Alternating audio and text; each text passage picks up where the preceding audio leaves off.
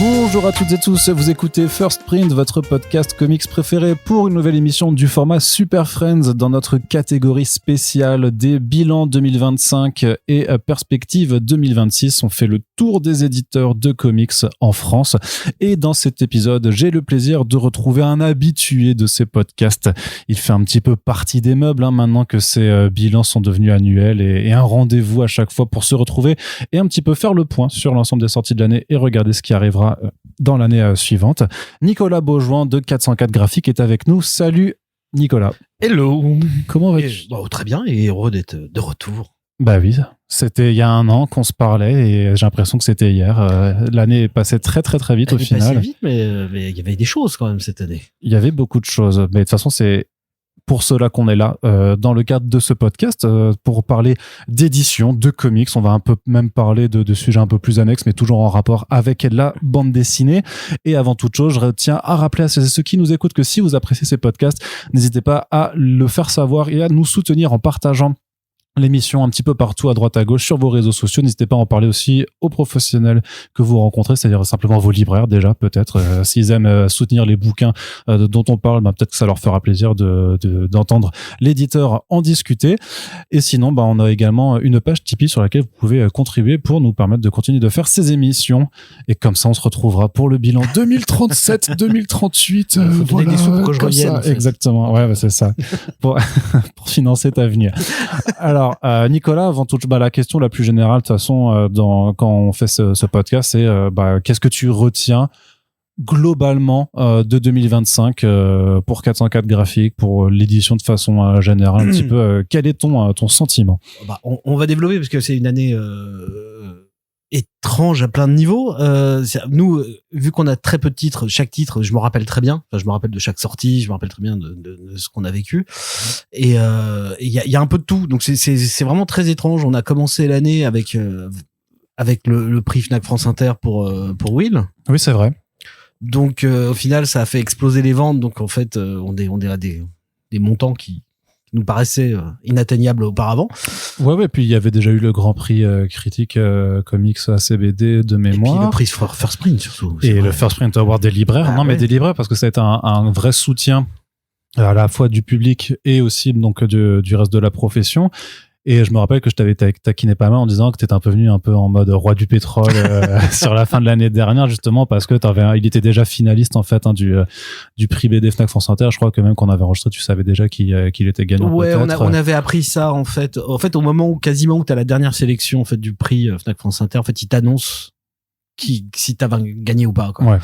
Donc on l'a su tout début décembre en fait. Ouais, donc voilà, donc c'était effectivement tu démarrais 2025 sur les chapeaux de roue avec le prestige à la fois de cette récompense qui s'additionnait à d'autres et le fait qu'effectivement ça permet d'avoir une énorme mise en avant, une mise en place dans les Fnac, donc c'est pas du tout négligeable pour les ventes. Ça a été sur tout le début d'année, pendant facile 6 mois je pense, des chiffres de vente qui étaient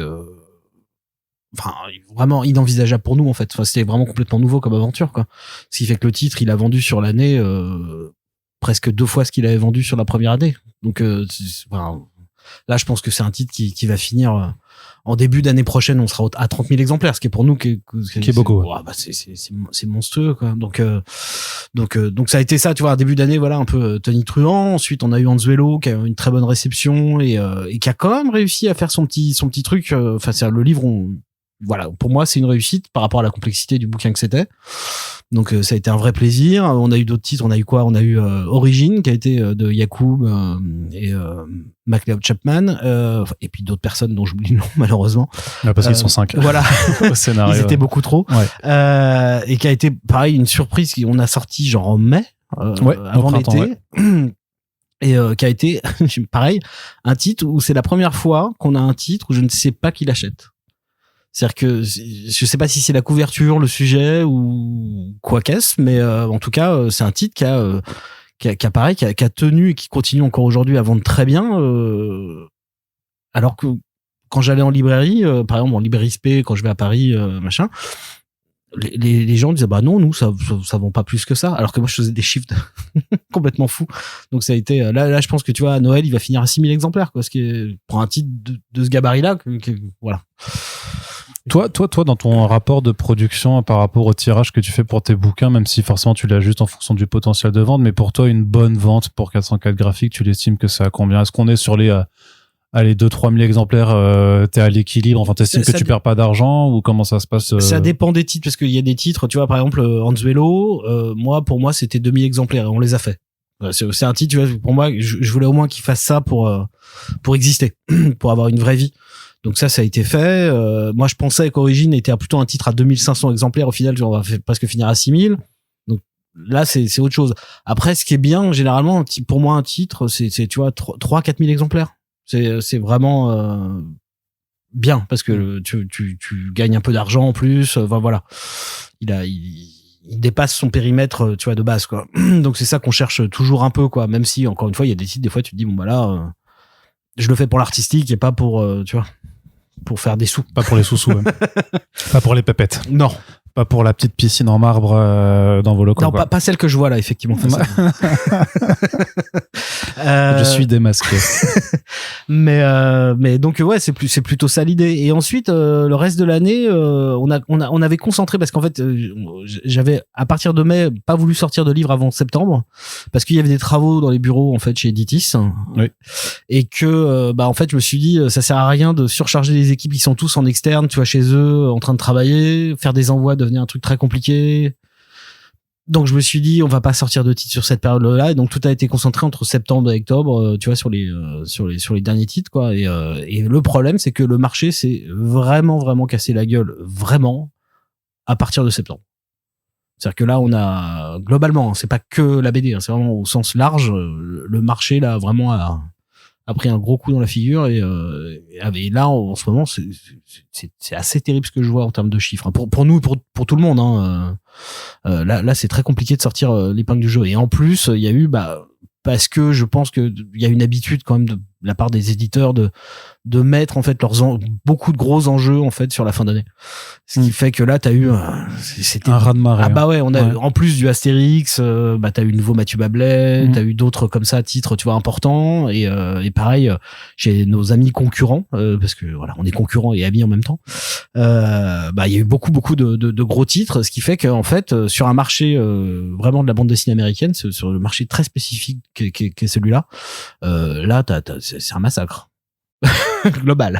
Ouais, mais parce que c'est marrant que tu dises que le marché s'est cassé la gueule, parce qu'effectivement, par contre, en termes de propositions, moi j'ai trouvé que les mois notamment là de septembre et octobre, c'était zinzin, mais vraiment. Je pense qu'en fait là il y a une mauvaise corrélation, c'est-à-dire qu'en fait on a des titres qui sont potentiellement à enjeu, tu vois, à enjeu et artistique et commerciaux, mais que en fait on est arrivé, je pense, à un point de bascule et une crispation, tu vois, des gens en fait qui je pense très sincèrement et très prosaïquement n'ont plus de pognon, et que trop de titres, tu vois, alors que justement il y a une difficulté financière, là en fait t'as un repli général, et en fait l'acheteur généralement en fait devient très conservateur en période de crise, et donc se replie en fait vers des habitudes, tu vois, très tradies, ce qui fait que l'Astérix fait des chiffres qu'il a jamais fait, enfin tu vas avoir comme ça des comportements en fait plus pour se rassurer plus que pour découvrir. Donc là on est dans une période qui est vraiment compliquée, et puis ça se reporte sur d'autres secteurs, hein. Genre le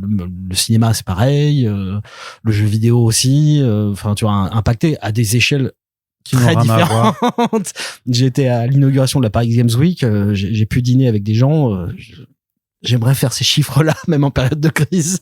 Ouais. Mais ils revendiquaient aussi quand même eux d'être impactés, d'avoir, tu vois, une vraie dynamique délétère en ce moment, quoi. Donc voilà, on est dans une période un peu particulière, ce qui fait que en ce moment sortir les titres, par exemple Drôme qui est un titre par exemple pour nous qui a eu même un impact médiatique important, c'est-à-dire qu'on a eu des articles ou des choses qu'on n'avait jamais eu auparavant, vraiment le titre. Vous étiez en une de valeur actuelle, notamment. Le JDD. Voilà, c'est ça. Enfin, quand même, tout l'écosystème, quelque part, c'était pratique, quoi. Non, mais par contre, t'as eu des papiers dans Le Monde, peut-être? Le Monde, Figaro, Télérama. Enfin, vraiment, voilà. On a vraiment atteint, donc, tu vois. La grosse presse nationale, quand même. La grosse presse. Et c'est un titre qui, je pourrais pas dire qu'il ne fonctionne pas, mais qui tu vois, qui est pas les chiffres de vente sont pas en corrélation avec l'impact que le livre a médiatiquement, quoi. Donc on sent bien que c'est très très dur, que tu vois, il faut se battre, il faut continuer à être présent, et donc c'est un moment qui est pas facile, et encore que j'ai le sentiment, si tu veux, malgré un environnement pas facile, on s'en sort pas trop mal, tu vois, mais on est quand même impacté, c'est-à-dire qu'on sent bien que y a un gap monstrueux entre Origine qui fait, tu vois, 6000 exemplaires en sortant en mai, et puis un titre qui sort en septembre, tu vois, d'arriver à 2000, tu vois, tu sors les rames quand même, quoi. Donc voilà, c'est un moment un peu compliqué, et je pense que c'est ça qui est un peu marquant pour cette année. C'est vraiment ce moment où tu te dis, tiens, là, on a atteint les limites, en fait, parce qu'on aime dire dans l'édition que l'édition est un secteur refuge en période de crise. Là, je pense que la crise dure depuis trop longtemps, donc là. Pourquoi on dit ça? Ça a toujours été un peu le cas, en fait, depuis une trentaine d'années, quand il y a des crises économiques, des périodes de guerre ou machin, en fait, le livre sort toujours son épingle du jeu quand même, en fait, en termes de chiffres. Les gens, tu sais, sont rassurés par l'achat de livres. C'était un peu l'idée qu'on avait, quoi. Et là, je pense qu'on a atteint une limite qui est que ça dure depuis trop longtemps, et que là, même ça, en fait, voilà, n'est plus un secteur refuge, comme on disait, quoi. Alors, je connais un autre Nicolas qui aurait quelque chose à redire à ça. Parce qu'il a fait 20 jours de prison, et il a sorti un bouquin, et ça marche très bien pour lui. Donc peut-être que, oui, Nicolas, tu n'avais qu'à faire la même chose. Tu veux dire aller en prison? C'est ça. Et en faire un livre après. Donc voilà. Oui, je vais peut-être contacter, c'est quoi, c'est Fayard, peut-être? Oui, voilà, c'est ça. C'est Fayard. Bon, je vais peut-être contacter Fayard pour faire un bouquin. Très bien. Les gros projets, non, mais des projets d'avenir, hein, écoute. Non, mais c'est peut-être ça aussi. Il faut peut-être que l'édition arrête d'être de gauche. C'est peut-être ça l'avenir. C'est ce qui nous attend. De toute façon, on se donne 1 an et demi, puis on verra comment ça se passe. Quand tu commenceras à publier des auteurs et des artistes nazis, écoute, ce sera, voilà. Soyons audacieux. Eh ben oui, c'est ça. Mais non, mais voilà, en gros, voilà, l'année, en tout cas, en termes sur la partie publication, voilà, c'est un peu, pour ça que c'est un peu étrange. C'est-à-dire que, tu vois, je pense que, tu vois, là où Anzuelo a quand même réussi à faire ce que j'espérais qu'il puisse faire, tu vois, en janvier, il est sorti en janvier, je crois, de mémoire. Oui, tout à fait, oui. Je pense que s'il était sorti en fin d'année, il aurait. C'était une catastrophe. Ça aurait été une catastrophe industrielle, tu vois. Donc c'est pour ça que tu sens que là, je suis très angoissé. On s'entend, je joue pas ma vie non plus, mais très angoissé par le début d'année. Tu vois, qui arrive là. Comment est-ce que le marché va réagir? Comment est-ce que les lecteurs vont être présents ou pas? Comment placer vraiment les titres? Parce que j'ai placé mon année, mais est-ce que vraiment c'était les bons endroits? Enfin, voilà, ça pose plein de questions après derrière, tu vois, sur réussir tant bien que mal, tu vois, de placer tes billes aux bons endroits pour que ça réagisse, tu vois, correctement, et que les gens répondent présents. Donc ça, c'est un peu compliqué, ça. Et puis après, l'angoisse qui est quand je vois la gueule du marché, une peur après par rebond sur les libraires. Ça, j'ai quelques échos qui sont pas très positifs de ce côté-là. Donc non, et puis je pense que tu l'as vu toi-même passer, mais toute l'année on a vu des papiers sur des librairies qui fermaient, des librairies qui faisaient des appels aux dons de la part de leurs lecteurs, enfin des clients qui ça, puis les éditeurs indépendants aussi, et les maisons d'édition indépendantes qui l'une après l'autre soit sont en redressement judiciaire, en liquidation, c'est vrai que ça fait beaucoup en appel d'aide. Enfin, on a vu pour ça et là, pour petit à petit, enfin, l'association qui est quand même une institution en France, donc ouais, c'est on sent bien que là on est au bout de quelque chose, et j'arrive pas à projeter, si tu veux, une solution pérenne, ou tu vois, une sortie de crise. En fait, c'est aussi ça qui est un peu dur. Généralement, quand il y a eu des grosses périodes un peu compliquées, tu vois, c'était, je sais pas, la guerre du Golfe, tu vois, mais des événements très particuliers. Les périodes d'élection sont toujours très compliquées pour les ventes de livres aussi. C'est très étrange, mais c'est une réalité. En fait, les périodes d'élection sont toujours très compliquées, quoi. Après, si on en est là à ce niveau-là, peut-être que d'ici 1 an et demi, on pourra pas descendre plus bas quelque part. Ce serait bien que ça remonte un peu quand même pour tout le monde. Alors après, il y a peut-être aussi une saturation, effectivement. C'est pour ça qu'on en parle. J'en parlais, tu vois, tout à l'heure. Le fait de concentrer, tu vois, beaucoup trop de sorties sur septembre, octobre, novembre. Ouais. Peut-être que, tu vois, il y a d'autres éditeurs aussi vont se dire, faut peut-être qu'on soit plus intelligent dans l'année, tu vois, répartir plus nos titres convenablement. Surtout même pour les libraires, en fait, avoir des titres forts tous les mois, c'est ce qui permet aussi aux gens de revenir en librairie tous les mois, parce qu'il y a là un peu la sortie du moment, en tout cas, ou le titre très fort à mettre en avant. Il y a ça, et puis de toute façon, je pense que quand même, on est à un niveau de saturation. Enfin, je pense que là, on a atteint de surproduction. Toujours, Là, on est vraiment, je pense, au firmament du truc, et à un moment donné, faut Moi, je le pense depuis le début. C'est pour ça qu'on fait peu de titres, mais je pense qu'il faut vraiment, baisser un peu la voilure là pour redonner un peu d'air, quoi.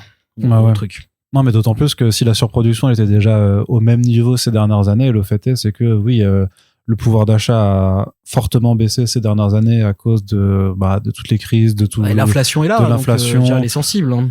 Et la non-augmentation des loyers, des salaires en l'occurrence, qui fait que de toute façon tout est devenu plus cher, mais c'est pas seulement les bouquins qui ont pris chacun 1 à 2 balles de plus dans le prix unitaire de vente, mais c'est aussi le fait que ton électricité elle te coûte beaucoup plus, que pour ceux qui ont de l'essence et des voitures, tout coûte plus cher, tes pâtes, ton lait aussi. Non, mais et donc au final, oui, ton bouquin il a pris 1 euro de plus, mais vu que tout le reste de ton poste de dépense, je sais pas, on va mettre, mais donc c'est 100 balles de plus par mois, en fait oui, t'as tout ton budget culture, loisirs qui dégage, quoi. Et tu disais avant, le cinéma il est là du mal, même le jeu vidéo qui reste très lucratif a du mal.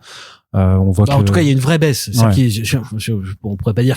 Non, mais il y a toujours des jeux qui vendent très très bien. Mais le fait est, c'est que même dans le secteur du jeu vidéo, si on se tient au courant, c'est que des annonces de licenciement.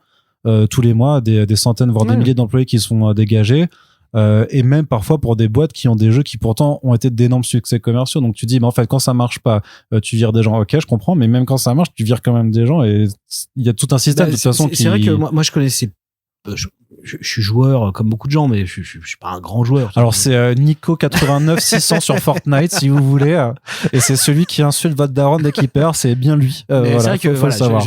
Depuis qu'on a Émilie chez nous à la promotion, qui s'occupe de tous nos titres avec brio, qui vient du jeu vidéo. Je découvre en fait via elle, en fait, si tu veux, cet environnement. Effectivement, toi, parce que on se parle souvent, donc à un moment donné, tu veux, elle me parle justement de cette crise de ces licenciements et tout, et c'est vrai que c'est impressionnant parce que à un moment donné j'avais l'impression que toutes les semaines elle me disait tiens, j'ai encore un pote qui a été viré, j'ai encore c'était une espèce de truc récurrent, et je me disais c'est quand même fou, quoi. Alors que ouais, il y a quand même encore des réussites, il y a encore ça génère encore vraiment de l'argent. Donc je pense que là c'est des enjeux qui sont économiques au sens beaucoup plus haut, et qu'il y a des attentes de rentabilité qui sont attendues d'actionnaires et autres consortiums.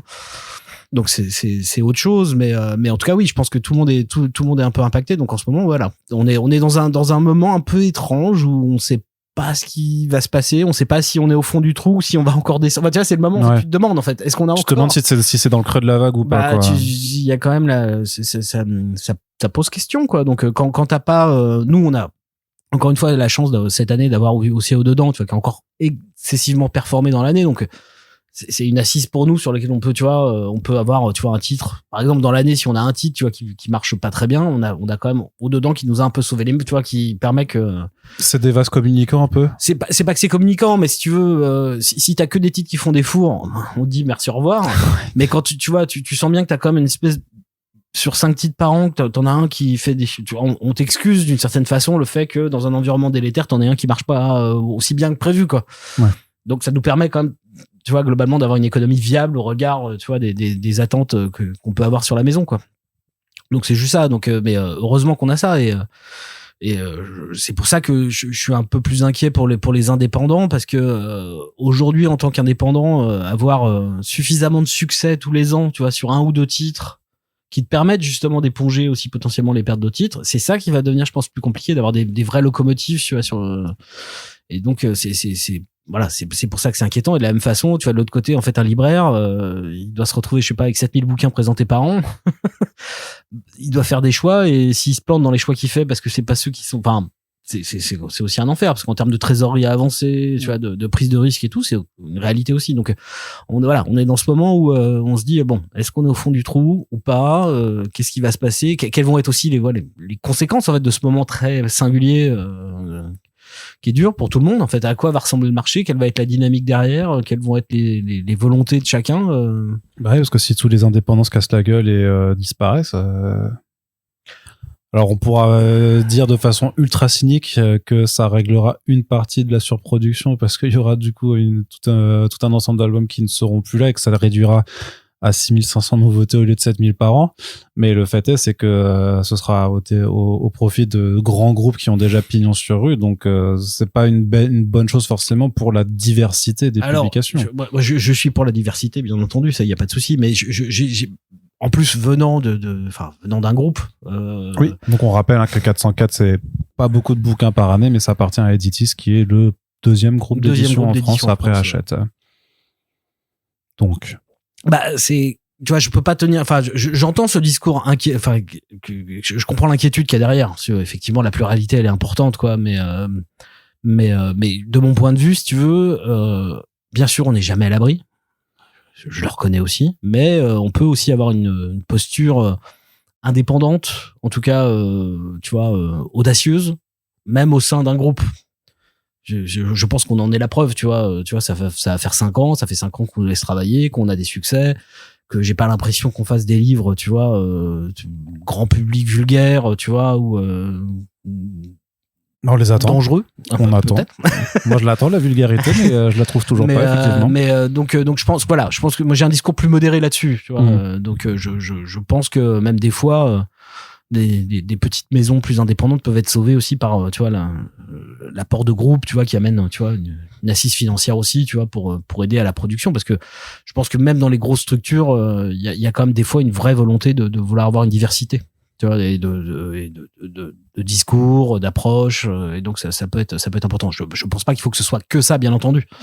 Mais donc je pense que des maisons pourraient être sauvées aussi par ce truc là, quoi. Mais oui, effectivement, il y aura, en fait, le truc c'est qu'il va y avoir des pertes, ça on le sait. Enfin, de toute façon, le monde de l'édition est rempli d'aventures qui ont échoué, quoi. Donc mais il faudrait pas que ce soit trop et surtout le plus important c'est qu'on garde un tissu de librairie important, parce que c'est ça qui fait qui fait la force du truc, quoi. Oui, c'est ça qui permet de mettre les livres dans les mains des gens aussi, hein. Oui, donc, parce que je pense qu'on essaye tous de faire des livres qui ont des choses à dire. Enfin, en tout cas, on a le sentiment, si tu veux, que quand on publie un livre, il a quelque chose à dire, de son temps, d'autres choses, tu vois, du rapport au monde et tout, et donc c'est ces libraires qui nous permettent de les mettre dans les mains des lecteurs. Donc c'est ça qui est important. Donc voilà, j'espère que c'est une fin d'année absolument terrible. J'ai l'impression d'être l'ambiance c'est pas du tout la même que l'an dernier, hein, mais non, mais on a quand même vendu beaucoup de bouquins. Ouais.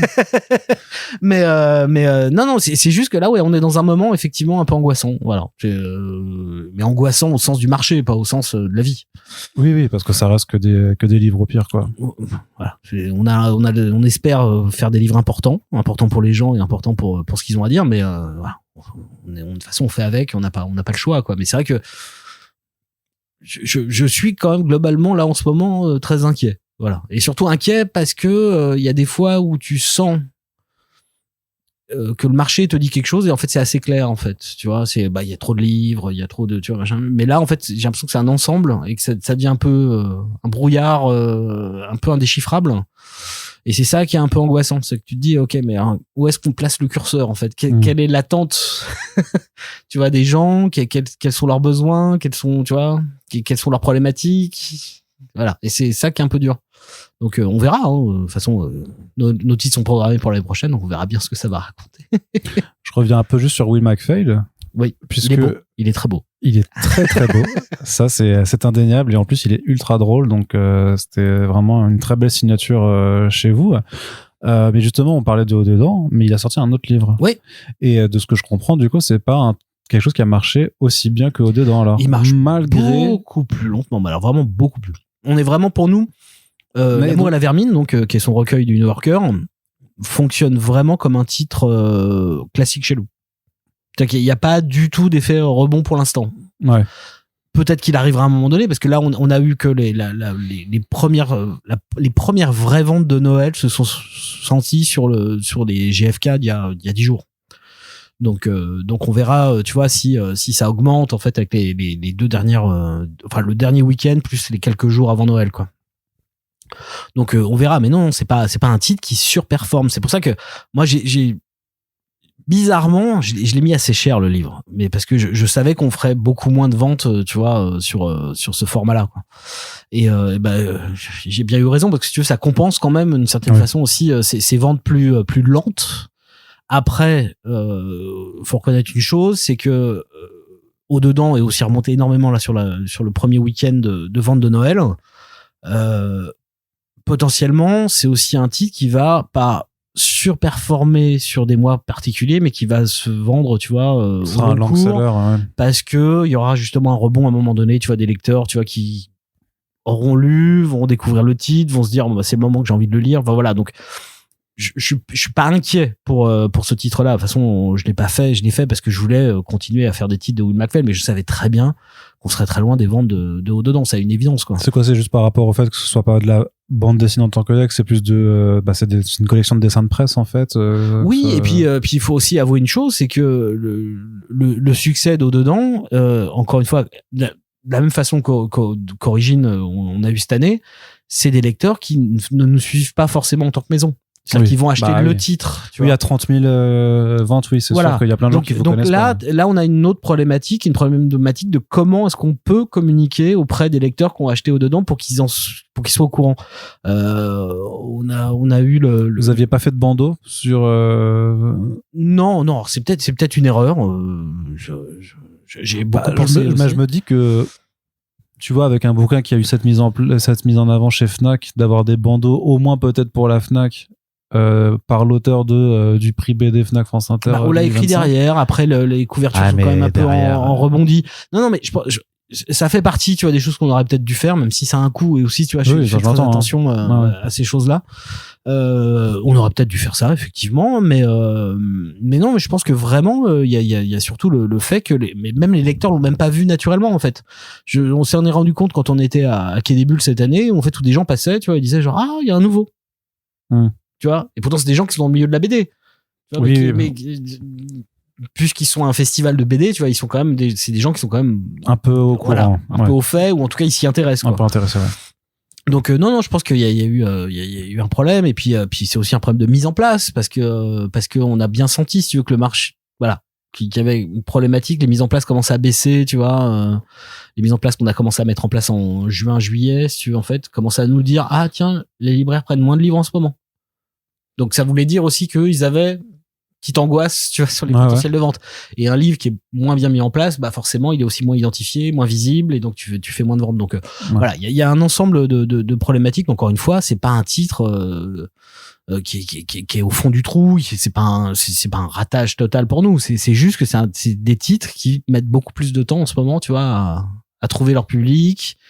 Et potentiellement, tu vois, les gens l'ont mis, tu vois, de côté en se disant genre, tu vois, j'attends Noël, ou j'aimerais bien qu'on me l'offre pour mon anniversaire, ou tu vois, qu'attendre parce que c'est un livre qui coûte aussi 35 €, donc c'est un prix aussi. Donc voilà, donc il va vivre, tu vois, sur la longueur, mais effectivement, on est très très loin de haut dedans. Après, parce que haut dedans est particulièrement haut aussi. Ah oui, là en tout cas pour nous, parce que c'est pas des ventes, des grandes maisons de BD font des chiffres beaucoup plus importants sur leur grand titre, tu vois, mais pour nous c'est quand même très important, quoi. Mais justement, par rapport juste à ce prix pour L'amour et la vermine, je crois que de toute façon c'est la première fois que vous dépassez vraiment les 30 € sur un album, si je ne me trompe. Donc j'imagine que malgré cette volonté qu'il y avait aussi de tenir la ligne à une belle fabrication et pour un prix qui du coup, par comparatif avec d'autres structures, a l'air vraiment intéressant sur l'objet livre, là vous avez dû vous remettre en accord aussi avec la réalité des coûts de fabrication et du tirage. Il y a deux trucs, c'est que l'économie du livre, effectivement, elle est en corrélation avec la capacité de vente, et puis c'est vrai que plus le temps avance, plus j'essaye, enfin en tout cas les derniers titres qu'on avait publiés cette année, c'était des titres qui étaient plus longs, plus importants en termes de nombre de pages, donc ça a un coût aussi.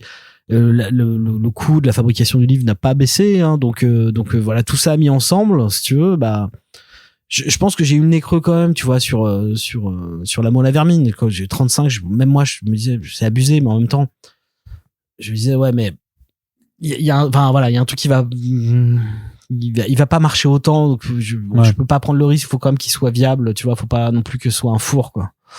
Donc j'ai été un peu obligé. Donc on fait attention, hein, et en même temps, tu vois, j'avais potentiellement le sentiment que 24,90 pour Origine, c'était trop en termes de prix.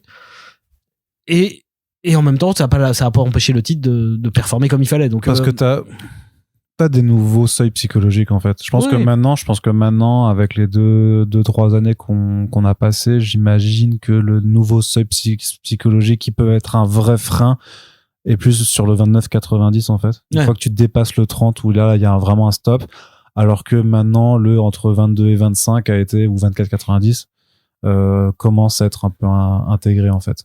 Ça dépend. Et après, bah, t'as aussi une réputation. 404 a une réputation aussi sur la qualité de fabrication des bouquins qui fait que les gens vont être plus à même de mettre 24,90 pour un bouquin comme Origine que au même prix. Je pense que le Bermude de iComics qui est dans un format comic standard sans effet de rien du tout et qui là pour le coup sur la valeur perçue du livre-objet en fait est pas du tout au même niveau, tu vois. Oui, non mais de toute façon c'est pas pour taper particulièrement sur sur tes amis concurrents de iComics, mais en l'occurrence Bermude en plus c'est un bouquin qui est tout fin quoi, c'est 4 numéros vu, donc je peux pas faut que je te le montre, il doit quelque part, mais voilà, c'est évident que sur le même prix, quand tu vois un bouquin comic standard tout simple sans rien et un bouquin qui est plus grand qui a ton Geltex je sais pas quoi sur la couverture, tu vois ce genre d'habillage plus grand en fait tout simplement, bah oui, le lecteur qui doit faire un choix, il va aller vers le bouquin qui a l'air plus joli. Non déjà, mais c'est pour ça, si tu veux, je te dis en fait,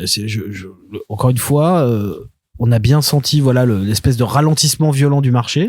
Puis après, je me permets juste de te couper, mais Yacoub a déjà quand même été bien intégré dans ton catalogue, et peut-être les gens aussi, ils ont juste kiffé le dernier jour de Howard Phillips Lovecraft, c'est qu'ils ont. Bah écoute, c'est ce que j'espère, parce qu'on a quand même un autre titre qui arrive en janvier. Ouais, voilà. Non, mais ils ont aimé Judas, ils commencent peut-être à identifier Yacoub comme étant vraiment un artiste vedette de ton line-up, et qu'ils y sont allés dessus parce qu'ils avaient déjà kiffé ses précédents travaux. Non, mais peut-être, mais encore une fois, voilà. Moi, j'avais le sentiment, que là, on était sur, je pense, enfin, c'est vrai que c'est un titre qui parle comme de l'IA, tu vois, qui a une très belle, le dessin de couverture. Je pense qu'il y a des gens qui vont penser à Ghibli, d'autres qui vont penser à d'autres choses. Donc il est très évocateur. Je pense qu'il y a un truc qui a attiré les gens. Ça c'est une évidence. C'est vrai que la thématique, c'était pas idiot. Bah, moi je l'avais pas pensé comme ça, mais c'est juste que ça. Non mais c'est fortuit, mais ouais. Voilà. Et en fait moi c'est justement à la promo, c'est Émilie chez nous, tu vois, qui m'a fait non mais c'est le bon moment là. Elle y croyait vachement et en fait c'est elle qui a eu raison, contrairement à l'éditeur qui lui était pessimiste.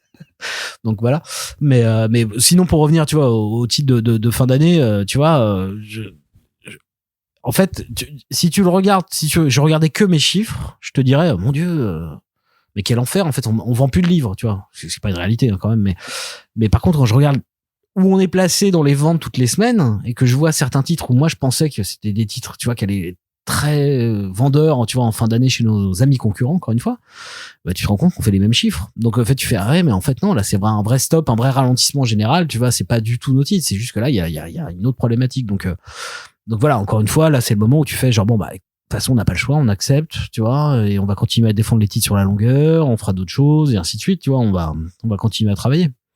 Mais voilà,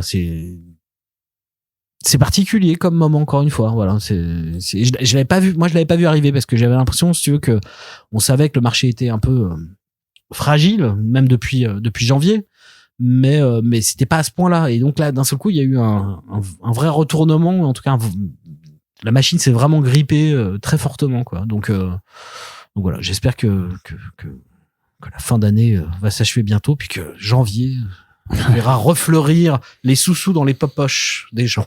Ouais, bah, je préfère t'avertir que c'est pas forcément ce vers quoi on se dirige, mais voilà, mais pour des choses qui n'ont absolument rien à voir avec juste le seul facteur de quels sont les BD qui sont édités en ce moment. Non, puis il y a eu aussi un autre truc bien, c'est que parce que c'est très court dans l'année, mais on a commencé aussi un partenariat qui se construit là sur le long terme, j'ai l'impression, avec le Festival de BD de Montréal. J'y suis retourné cette année avec Will, qui avait eu un prix pas au Festival de BD mais un autre prix au Canada, et là on y retourne cette année avec Morgane, avec M. Carroll, pardon, pour ceux qui ne savent pas que c'est Morgane. Oui. Pour une invitée dans la demeure, donc ça aussi, ça fait partie des trucs qui par contre ils sont très excitants, tu vois, de partir comme ça au Canada, à Montréal, tu vois, de voir cette autre dynamique, cette espèce de mixité étrange entre francophones et États-Unis. Enfin, c'est parce que Montréal, c'est vraiment cette espèce de mix un peu entre les deux, entre purement anglo-saxon. C'est-à-dire que les bouquins sont édités par 404 là-bas. En fait, on a une antenne, en fait, Editis, en fait, Interforum, qui est le distributeur d'Editis. En fait, il y a une antenne là-bas avec des gens, des représentants vraiment sur place et tout, et dont un qui s'occupe, Rod, qui est français d'origine mais qui habite là-bas depuis des années maintenant, d'illustration, qui est aussi dessinateur, sérigraphe, donc avec une approche très indépendante en fait de ce médium-là, et qui travaille très proche avec le festival, et il nous a invité cette année, il nous réinvite l'année prochaine avec Morgane. Et donc ça fait partie des trucs un peu excitants aussi dans l'année, tu vois, qui dynamise un peu le truc, et qui donne le sentiment qu'on travaille d'autres choses aussi, voilà, et que par contre on est assez étrangement très bien accueillis là-bas. Pourquoi étrangement? Parce que ça m'a fait plaisir, parce que je viens plutôt de quelque chose de très indépendant comme approche, tu vois. Enfin, j'ai comme ça dans mes gènes, quoi. Et donc de se retrouver dans un festival qui a aussi cette dimension très indépendante, très, c'est pas critique, hein, c'est comme ça que je l'ai toujours appelé, moi, la BD pauvre.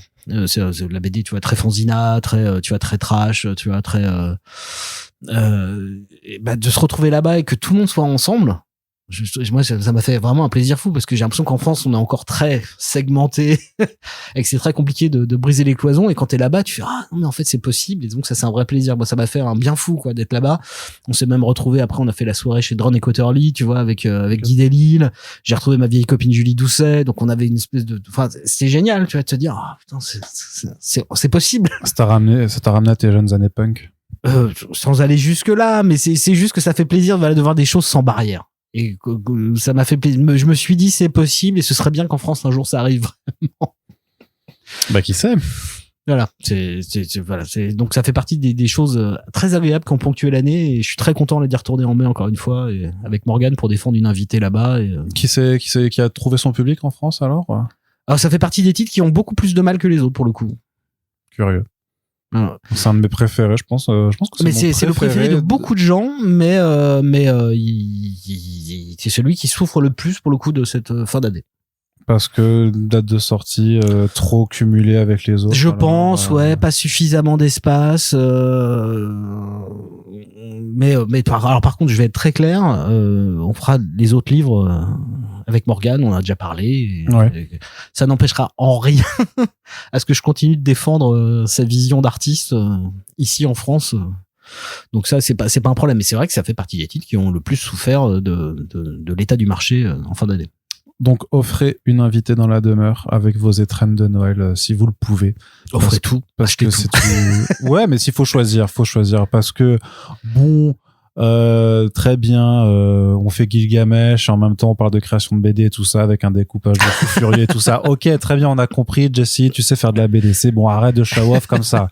Alors qu'une invitée dans la demeure, belle thématique, dessin incroyable, maîtrise de l'artistique, de l'ambiance, tout ça, une pointe de Dark Souls aussi en plus en vrai. Ouais, tu vois, je sais pas. En fait, là, je pense que c'est vraiment le mauvais moment. Enfin, tu vois, ça fait partie. Oui, non, mais c'est ça. On l'a déjà eu. Hein, de la même façon que peut-être que Origin c'était le bon moment de le publier à ce moment-là. Bah voilà, parce que Origin, ça se trouve Origin, tu l'aurais publié en septembre, que ça serait planté, tu vois. Là, c'est vraiment la corrélation malheureuse de plein d'éléments, et qui font que bah voilà, c'est le titre qui a le plus de mal. Je pense qu'il a pas été pris en main par les bons libraires, par les bons libraires. Tous les libraires sont bons. Parce qu'il y a les bons et les mauvais libraires. Non. Le bon libraire, c'est dans le bon environnement. Je me suis rendu compte, par exemple, à titre personnel, qu'il avait été segmenté en comics, ce qui était pas du tout ce qu'il fallait faire. Ah bah non. C'est des problématiques internes, tu vois. Oui. Voilà. On est quoi? On est en 2022 et on s'appelle 404 Comics. Comment ça se passe? Bah non. Mais non, mais je pense que tu vois, si des libraires peut-être plus généralistes, en fait, l'avaient pas pris comme étant un comics, tu vois, venant des États-Unis, mais comme un roman graphique, comme ce qu'il est en fait. Peut-être qu'on aurait plus de gens, mais encore une fois, c'est un ensemble, tu vois. Il y a pas une raison particulière. Hein, c'est un ensemble de choses. Parce qu'on en avait parlé l'an dernier, avec la stratégie quand même de changer de nom aussi pour justement arrêter d'aller dans le rayon comics, en tout cas trop proche du rayon super-héros. Des fois, je ne maîtrise pas tout, et là, je me suis rendu compte d'erreurs stratégiques dans les métadonnées. Aïe. Voilà. Faute avouée, à moitié pardonnée, on ne t'en voudra pas. Mais donc, on vous recommande quand même une invitée dans la demeure. Oui, on en a parlé, on a reçu l'auteur sur le podcast, donc n'hésitez pas à écouter l'interview et à aller jeter un œil à cette super BD. Il y a eu quand même deux choses aussi importantes cette année pour mon anniversaire. Alors, vrai. Ça, c'est tous les ans. Donc quelque part, effectivement, ça ne te rajeunit pas, mais on va éviter les sujets qui fâchent quand même. Mais surtout que on a appris ton alors pas ton augmentation, mais ton changement de poste, enfin ton poste en plus d'éditeur pour Delcourt. Oui, avec le rachat, celui-là, oui, effectivement. avec le rachat donc de Delcourt par Editis, en fait, toi, tu auras une nouvelle fonction donc d'éditeur au sein de Delcourt, mais qui n'entrave en rien ta fonction de directeur de collection pour 404 graphiques. Je suis sur les deux postes. Donc toi, c'est-à-dire que je fais 4 jours par semaine chez Delcourt et et un jour par semaine chez 404. Donc toi, c'est le beurre et l'argent du beurre. Oui, on va s'arrêter là. Et on ne sait pas ce que tu voudras de la crémière, mais visiblement tu l'as aussi. Mais par contre, ouais, donc ça c'est un gros changement pour toi alors. Et surtout, quelle est la différence, puisque moi je te réinviterai quand on pourra vraiment parler de ces titres de Delcourt, juste pour pouvoir parler un peu de ton sujet et avec tes auteurs et autrices, j'espère. Mais en attendant, qu'est-ce que ça change un peu pour toi? Comment tu segmentes en fait les activités? Est-ce que ça veut dire que 404 graphiques c'est que pour le comics, on va dire, et que toute création comme le dernier jour de Lovecraft, en fait, si ça devait être refait, ce serait chez Delcourt ou pas? Comment est-ce que tu peux un peu nous expliquer tout ça? Écoute, même pour moi encore, c'est un peu flou. Quel amateurisme.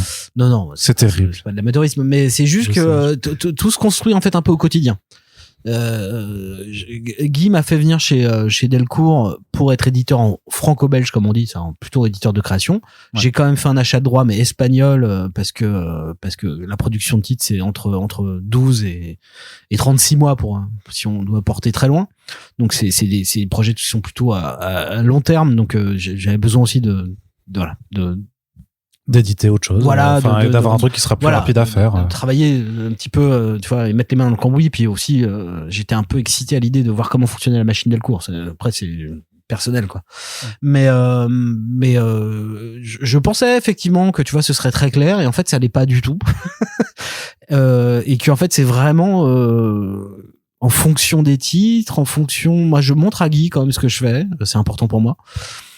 Et pour lui de toute façon aussi, et donc on échange beaucoup, et des fois des choses où je pense que c'est plutôt pour Delcourt, il me dit non, je pense que tu devrais le faire chez 404. Donc tu vois, des fois il y a vraiment des surprises, ce qui fait que assez étrangement il se pourrait que d'ici je m'en suis rendu compte récemment, il se pourrait que par exemple l'année 2028 soit à 90% français chez 404 graphiques. Okay. Tu vois, mais alors que je l'avais pas du tout envisagé. Donc ça dépend vraiment des choses. Et puis j'ai pas chez Delcourt j'essaye d'amener ma patte, mon approche, mais par contre ce qui est plaisant aussi chez Delcourt, c'est que c'est une maison qui a un passif, qui est identifié aussi pour certaines choses. Et donc c'est comment est-ce que toi, en tant qu'éditeur, tu arrives à t'insérer dans ce passif en amenant ce que t'es aussi. C'est-à-dire que ça m'amuse de travailler aussi sur le genre, des genres que j'ai pas travaillé encore, tu vois, des formats que j'ai pas travaillé encore, que ce soit même une approche documentaire des fois, ou je sais pas, peut-être que je ferais du polar demain alors que c'est pas du tout mon truc à la base, mais parce que je me dis tiens, peut-être qu'il y a un espace intéressant que je pourrais pas suffisamment, en tout cas j'aurais pas suffisamment d'espace pour le faire chez 404. Donc en fait les deux sont vraiment en train de dialoguer de manière assez originale. Et surtout qui n'était pas du tout prévu à la base quoi. Et tout ça encore récent, parce que ça fait là en janvier ça fera 8 mois, tu vois, enfin genre c'est on regarde ce que c'est que de travailler de l'édition, c'est très court quoi. Mais parce qu'en fait concrètement on t'a fait venir pourquoi, en gros? Est-ce que on t'a dit ben voilà, en fait on aime ton approche chez 404, ou on aime ton sens parce que t'es directeur artistique depuis longtemps en fait. T'as déjà travaillé aussi chez Hachette Heroes avant. Donc est-ce que on t'a dit on aime juste ta vision des choses? Tiens, bah regarde, voilà tous les auteurs avec qui on bosse et tu vas avoir carte blanche pour faire les projets que tu veux. Non, parce que les auteurs sont plutôt, tu vois, c'est une maison où il y a plusieurs éditeurs en externe et en interne, et chaque éditeur travaille avec ses auteurs, parce que c'est aussi normal. En fait, tu travailles sur le long cours avec des gens quoi. Donc c'est pas du tout cette dimension-là. On n'est pas du tout sur tiens, je te prends ton auteur, je vais faire un truc, tu vois. À part si un éditeur, ce qui peut arriver, dit bah non, écoute, moi je suis pas à l'aise là-dessus, voilà, fais-le, y a pas de problème. Ça peut arriver aussi, mais bon, c'est pas le cas pour le moment. Donc c'était plutôt, je pense, bon discours et bonne approche, intéressé Guy, tu vois, et puis Anne France, enfin toute la direction de Delcourt. Et après, voilà. Il y a des choses où moi j'ai des fois le sentiment, si tu veux, que c'est parfait pour Delcourt, puis Guy me dit ouais, je trouve ça peut-être encore un peu fragile pour nous, mais par contre fais-le chez 404 et puis on verra, tu vois, si l'auteur, tu vois, on vérifie, parce que il y a des jeunes auteurs des auteurs qui n'ont pas encore énormément publié, si tu veux, où je sens qu'il y a des choses à faire. Donc voilà, tout ça encore malléable, étrange, tu vois, c'est très. C'est très instinctif en fait, j'ai envie de te dire. Ah oui, non mais clairement, c'est très particulier. Puis je me retrouve vraiment à développer des choses. Je pensais pas un jour dans ma vie, tu vas m'intéresser à ça. Enfin, en tout cas, cette approche-là particulière. Donc, c'est aussi très excitant pour moi. Ça me fait faire de nouvelles choses et appréhender d'autres environnements, quoi. Donc, tu vas faire de la série historique en 48 cc, Nicolas? Ouais, sur le roi de France. Oui, c'est ça, ouais, c'est ça. Non, je pourrais pas aller jusque-là, mais c'est ça, c'est ça. Je trace ma limite à ça. non, mais il y a je ferai pas, tu vois. Là, ça m'est arrivé récemment. On m'a proposé un projet et c'était vraiment très engagé. Non pas que je ne sois pas engagé socialement. En tant qu'homme, je me sentais pas à ma place de défendre ce genre de projet, par exemple. Donc, tu vois, je le fais circuler en interne, tu vois. Donc, j'ai mes limites quand même, tu vois. À un moment donné, en fait, faut que je me sente légitime à porter un projet, quoi. Donc, je peux pas non plus faire n'importe quoi. Et c'est ça aussi peut-être la différence, où tu me dis si je me trompe, hein, mais entre Delcourt et 404, c'est peut-être que à Théâtre Delcourt, tu vas recevoir plus de projets, alors que sur 404, c'était plus toi qui décidais d'amener les projets. Ah bah, il y a des projets que j'ai signés, là, parmi les premiers projets que j'ai signés chez Delcourt, c'est des projets qui t'avaient envoyés chez 404. Okay. Mais que par contre, assez étrangement, les gens, enfin des auteurs, en fait, avaient envie de bosser avec moi sur 404, alors que je l'aurais pas fait chez 404. Okay. Bah, je me sentais pas à l'aise de le défendre chez 404, alors que, et là, bizarrement, il y a un projet, si tu veux, que je voulais faire chez Delcourt, et qui m'a dit non, c'est quand même peut-être un peu trop barré. Et alors, j'avais pas prévu de le faire chez, et je me retrouve tu vois, donc c'est très étrange, en fait. Et donc, tout ça est vraiment, voilà, c'est au quotidien, c'est comment c'est accueilli, comment c'est, voilà. Il y a pas de règles du tout, quoi. Et en termes de charge de travail, tu t'en sors? Parce que je sais pas, t'étais, enfin, quand même, directeur de collection, c'est déjà un job à temps plein. Donc, si en plus tu deviens éditeur, parce que t'es interne à Delcourt, c'est ça, hein, t'es pas juste en freelance là-dessus. Non. Voilà. Donc c'est quand même aussi beaucoup de temps, j'imagine, que tu disais, hein, tu répartis maintenant ton emploi du temps. Mais ce qui a changé pour moi, c'est que moi, quand je faisais 400, depuis le début 404, je fais, et à côté, j'étais directeur artistique. Ouais. C'est pour gagner vraiment ma vie. Je suis navré de l'apprendre aux gens, mais en fait, le monde de l'édition n'est pas quand même un environnement qui permet de vivre suffisamment, surtout si on fait une toute petite maison avec 5 titres.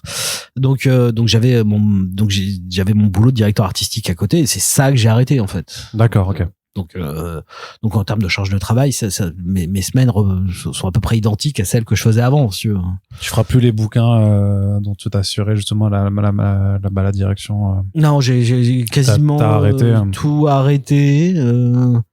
Il me reste un MOOC que je fais chez Gallimard, parce que c'est moi qui l'ai fondé. Enfin, je suis depuis le début sur le truc, et ça me prend pas un temps fou, et c'est plus un plaisir personnel. Donc j'ai gardé ça, et ça m'arrive de faire encore un peu. Là en ce moment, je fais un peu d'audit pour Edi8 sur des maisons qui n'ont rien à voir. Hein. Voilà.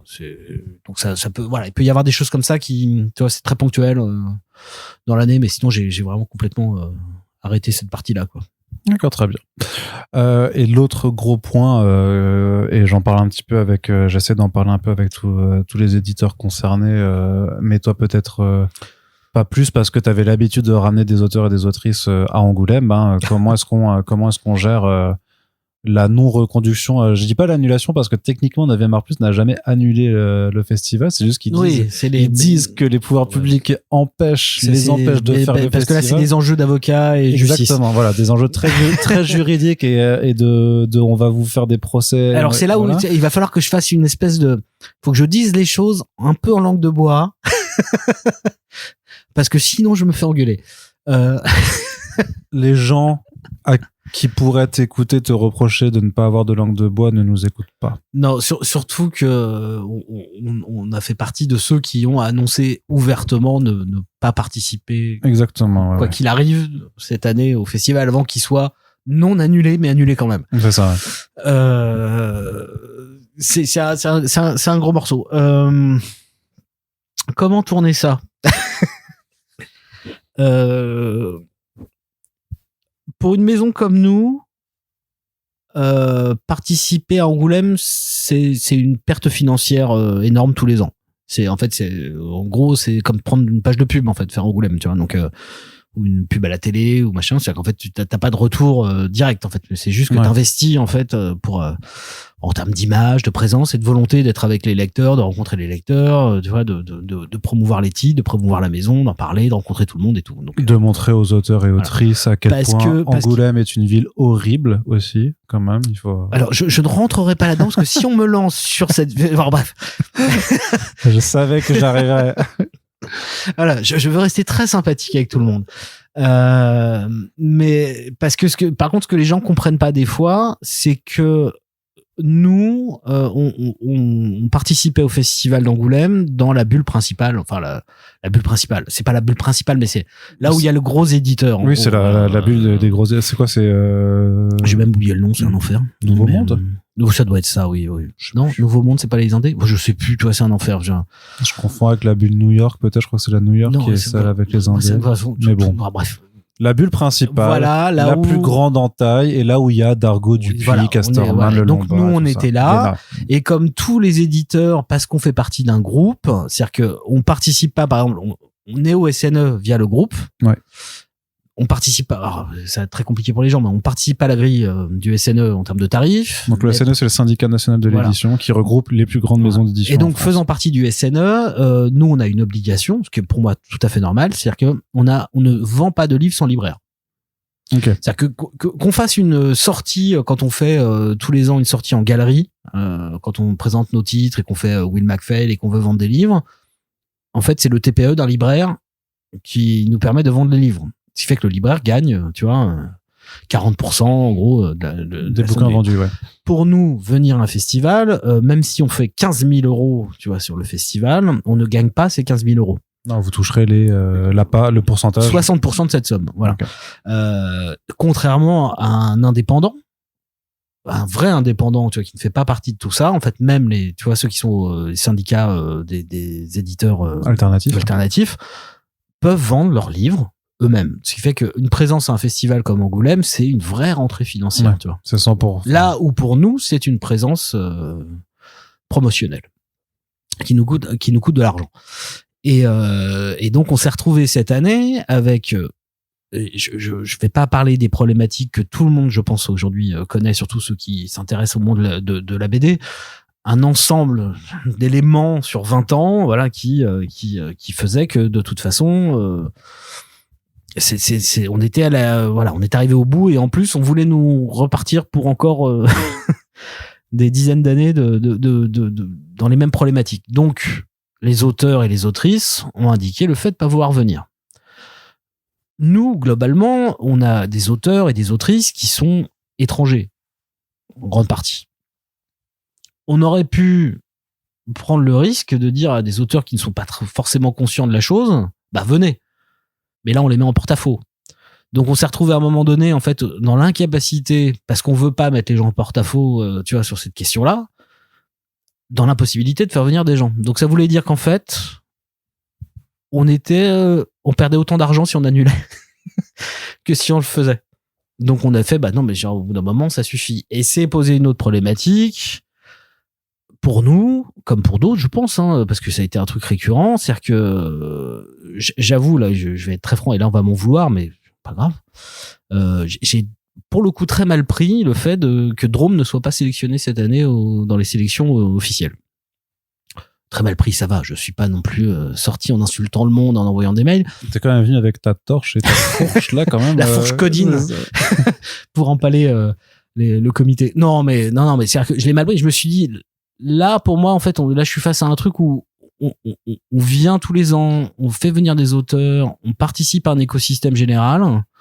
On a un titre qui, en dehors du fait même que ce soit moi qui l'ai publié, qui me semble un titre très important dans ce qui dit de la bande dessinée aujourd'hui et d'hier et de demain, et qui soit pas retenu, j'ai fait OK, parce que ça faisait comme, j'ai accepté, tu vois, j'ai rangé mon frein pour que, voilà, comment dire, le dernier jour de Howard Phillips Lovecraft soit pas sélectionné, que l'année dernière, par exemple, un titre comme Âme Augmentée, tu vois, soit pas du tout sélectionné non plus.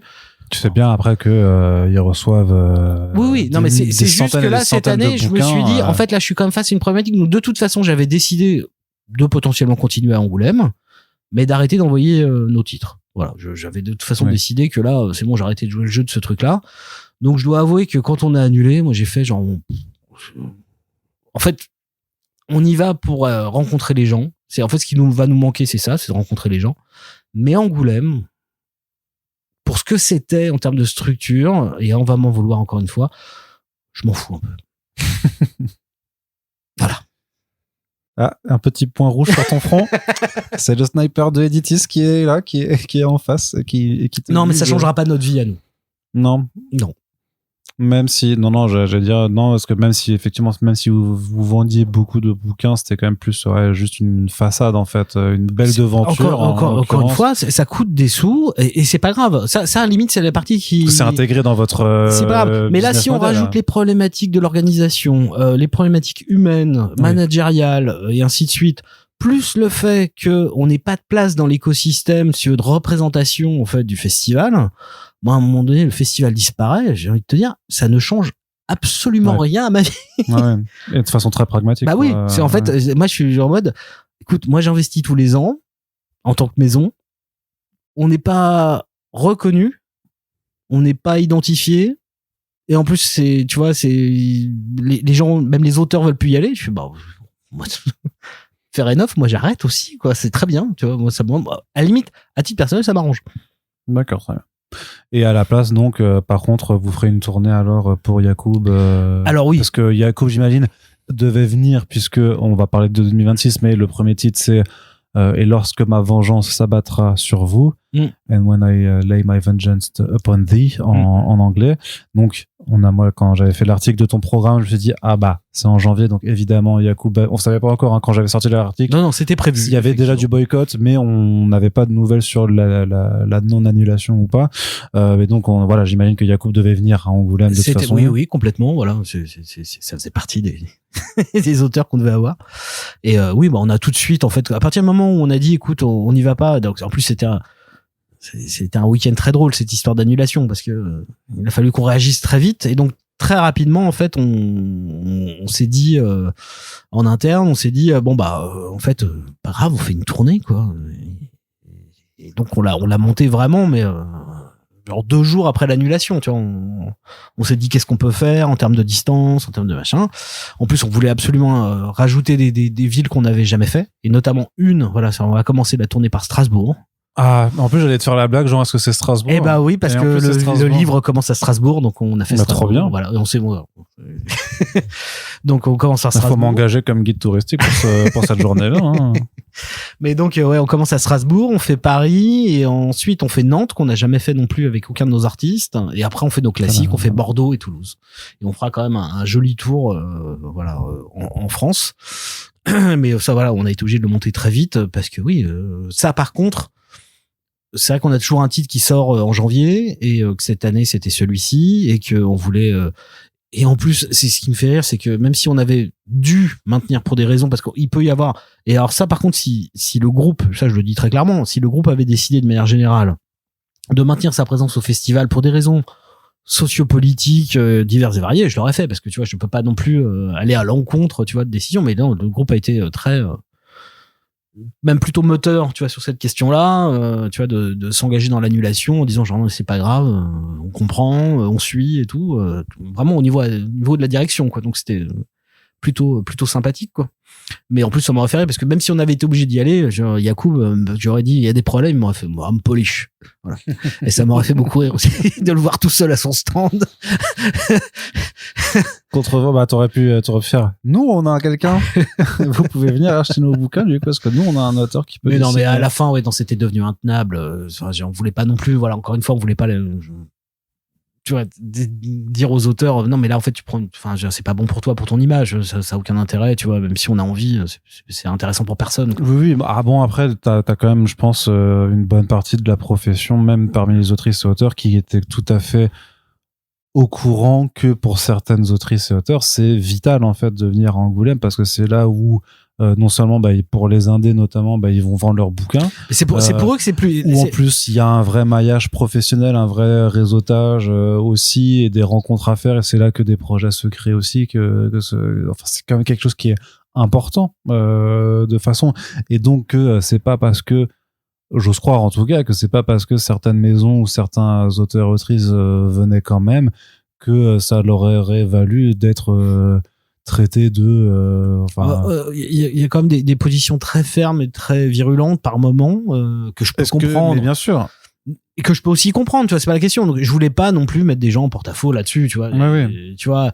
Et en plus, voilà, à partir du moment où tu sens bien que il y a plus d'intérêt à y aller, tu vois, mais à quelque niveau que ce soit, en fait. Bah là, non, de toute façon, là, c'était pas faisable. En fait, c'était pas faisable techniquement parce que justement, on pouvait pas inviter nos auteurs. On serait retrouvé potentiellement, même si ça avait tenu, tu vois, avec un stand vide. Enfin, oui, ça aurait une drôle d'allure de toute façon. Là, ils ont annoncé leur grand off et il y a en parallèle les fêtes interconnectées de la BD pour délocaliser un peu en dehors d'Angoulême. Et donc, il y aura quelque chose et à Angoulême et dans pas mal d'autres villes de France. Mais ça n'aura pas du tout la même ampleur, même si j'ai l'impression qu'après là, ça pourrait aller très très loin sur les velléités politiques du maire d'Angoulême de pas perdre la face. Non, mais ça, c'est 6 mois avant une élection. Il y a l'aspect politique, certes, mais quand même, quoi qu'il arrive, Angoulême était devenu depuis 50 ans la ville de la BD. Je trouve ça normal qu'il y ait une volonté de vouloir faire quelque chose et de célébrer quand même la BD. C'est normal. Enfin, il y a le cité de la BD, il y a, tu vois, les écoles, Mais j'espère que la cité avec la DBDA pourront rapidement trouver et une solution et surtout pouvoir continuer l'avenir du festival. On verra. Je pense qu'en tout cas Angoulême sous cette forme-là, c'est fini, ça c'est sûr. Non, mais même sous cette envergure-là, je suis pas sûr que ça puisse revenir. Peut-être quelque chose de plus petit, pas petit, mais tu vois, moins arrogant en tout cas, serait peut-être une solution. Après, moi, j'y serai quand même de toute façon début février avec Delcourt, parce qu'il y a les 40 ans de Delcourt à la cité de la BD. Oui, il y a une expo là-bas, justement. Qui va durer toute l'année, donc ça avec des originaux, avec une vraie scénographie absolument fascinante. Mais donc voilà, Angoulême peut continuer à faire la BD, mais autrement, je pense que cette forme-là, encore une fois, je pense qu'elle était un peu arrivée au bout du truc, même si l'industrie de manière générale, en fait, c'est là où je pense qu'il y avait une problématique, encore une fois, qui dépasse toutes les problématiques, tu vois, humaines. Je sors de tout ça. Je pense que l'industrie a besoin de toute façon d'un prix, tu vois, d'un lieu de fête. Ça, effectivement, il y a besoin, mais il doit être aussi représentatif, tu vois, de ce qu'est l'industrie et du marché du livre et de ses acteurs au sens large, tu vois. C'est-à-dire que je vais le dire très clairement, moi, des femmes nues sur des tanks, c'est pas du tout ma came en BD, mais je fais un gros cliché, hein, mais ce que je veux dire, c'est que ça existe quand même, tu vois, de la BD d'aviation, de voitures, que sais-je, en fait, et toutes ces choses-là sont aussi invisibilisées à un moment donné par la représentativité, tu vois, de quelque chose qui vient dire, voilà ce qu'est la BD. Et je pense que ce truc-là, il faut vraiment qu'on arrête, parce que moi, je trouve ça à terme délétère, quoi. De voir des titres qui sont pas mauvais, c'est pas la question. Tous les titres primés tous les ans sont de qualité, la question n'est pas là, quoi. Oui, mais c'est plus dans qu'est-ce que ça dit vraiment de la production par rapport à ce qui est sélectionné et primé. Bon, après, et je parle pas de vente. Non. Je parle d'existence et d'action, tu vois, des maisons, des auteurs, tu vois, dans des secteurs qui sont pas ou plus reconnu aujourd'hui. Moi, je trouve ça terrible. Qu'il y ait pas de prix pour l'humour, qu'il y ait pas, tu vois, il y a plein de choses qui sont complètement évacuées, qui existent quand même en termes de marché. Moi, je trouve que même à titre personnel, tous les ans, je me disais, c'est quand même très bizarre d'avoir des expos manga partout, mais quasiment pas de prix pour le manga, quoi. Tu vois, il y a une espèce de distorsion du réel, tu vois, qui à un moment donné devenait, à mon sens, plus tenable. Donc, je pense que l'industrie a quand même besoin de retrouver, en fait, une fête et un prix, mais qui soit quand même représentatif de ce qu'elle est au sens large, dans sa pluralité, quoi. Et de le penser autrement, voilà. Alors. Parce que, quand même, quand j'ai vu les sélections cette année, encore une fois, et je ne parle pas de la qualité des titres, parce qu'il y a beaucoup de titres qui sont dans la potentielle sélection qui aurait dû avoir cette année. La non-sélection. Il y a des titres que je trouve de qualité, hein, la question n'est pas là, mais très sincèrement, je pense que j'aurais pu faire cette sélection les yeux fermés. Ah ouais. Ah, genre juste, oui, ça c'est bon, c'est taillé pour le. Ah, mais pour moi, c'est un moment, et ça, à un moment donné, pour moi, ça pose problème. Ouais, quand ça devient trop caricatural en fait. Bah ouais, c'est pour moi c'est qu'on est arrivé aussi à la limite de ce côté-là, quoi. C'est-à-dire que à un moment donné, ça ne représente absolument plus la richesse et la diversité de ce qui est produit dans ce pays, et encore plus, là je parle de ce pays, mais encore plus à l'international, parce que international de la baie d'Angoulême, faut aussi pouvoir l'assumer, quoi. Ouais. Après, on va dire que la non-sélection de cette année est particulière puisqu'il y a aussi plein d'éditeurs qui ont refusé d'envoyer leurs bouquins déjà cette année, donc que en fait tous les bouquins sélectionnés ne sont que le reflet aussi de celles et ceux qui ont joué le jeu cette année, alors que d'autres ne l'ont pas fait. Je sais, là si on reparle de ça et là, qui en plus eux avaient souvent des bouquins primés, avaient décidé cette année de ne pas envoyer leurs bouquins. Ouais, moi j'ai appris que on demandait à ça et là, et à Serge, que j'aime beaucoup, et j'aime beaucoup cette maison, Alexis n'est pas là, on lui a demandé d'envoyer des titres. Oui, il a refusé. Oui, mais je te promets que jamais on ne le fera pour moi. C'est donc ça ton origin story de vilain. Non, mais c'est pas personnel, encore une fois. C'est juste que je pense que tout ça montrait bien qu'on était arrivé au bout d'un système d'une manière générale sur ce qu'était ce festival, dans sa gestion, au sens, tu vois, le plus intime et le plus large, quoi. Je pense qu'il y avait un truc là où on était arrivé à un truc qui était inextricable, en fait. Ça pouvait qu'exploser, mais que d'un côté ou de l'autre, on a vu. Tu vois, on pouvait se moquer. Il y a une année, il y a un grand groupe d'édition qui a dit moi je viens pas au festival parce que j'ai pas de titre sélectionné. C'était Glénat. On n'est pas obligé de on peut rester en flou. Moi je peux le dire. Mais si tu veux, on peut le prendre de prime abord en disant mais quand même c'est un petit caca nerveux, une petite colère personnelle. Mais non, mais à un moment donné, quand on participe au festival, tu vois, de BD en France qui est censé représenter la pluralité du truc, un groupe qui publie autant de titres par an, on ne me fera pas croire qu'il n'a pas des titres qui sont susceptibles qui mériteraient la sélection. Oui, bien sûr. C'est juste qu'à un moment donné, voilà, c'est ça la problématique. Et donc c'est pas que moi cette année ou que d'autres années, tu vois, c'est que il y avait quand même un truc, si tu veux, qui ne fonctionnait plus, quoi. Voilà. Et donc je pense qu'il y a besoin de retrouver quelque chose qui soit fonctionnel et en phase avec tu vois ce que l'industrie, parce que bien sûr que les livres sont faits par des auteurs. On a besoin des auteurs, sinon il n'y a pas de bouquin. Mais par contre, l'industrie, dans ce qu'elle représente en termes de vente, tu vois, de mise en vente, tu vois, de fabrication, de gens qui les défendent, de gens qui font la promo, machin, cette chose-là, tu vois, elle représente une industrie qui, elle aussi, doit être, tu vois, valorisée au sens large, tu vois. Et représentée. Autrice et auteur d'ailleurs, je me permets de le préciser. Est-ce qu'on n'aborderait pas un petit peu le programme de 2026 ? Justement, on parlait donc de ton premier bouquin. J'imagine que c'était une évidence de toute façon. Quand Yacoub commence à retravailler sur un projet qui n'est pas une créa que tu as toi-même initiée, tu le signes dès que ça sort, dès que le premier numéro est annoncé. Je l'ai signé avant le premier numéro. Même quand il est annoncé alors en interne et qu'il est parce non, mais Yacoub, je crois que c'est la dernière fois qu'il était venu en dédicace pour Judas, je crois. Il m'en a parlé, et donc je fais écoute, bien sûr, on suit, nous, il y a pas de souci. Si Yacoub me dit moi je fais un bouquin et qu'il est bien et je suis content, j'y vais. Enfin, tu vois, je le suis les yeux fermés. Parce que s'il dit je fais un bouquin, c'est nul à chier, est-ce que tu veux le quand même, tu le prends ou pas ? Il y a des auteurs avec qui on travaille, à qui j'ai demandé, qui m'ont dit non, c'est pas la peine de publier ça. Ah ouais ? Oui, ça arrive aussi. D'accord.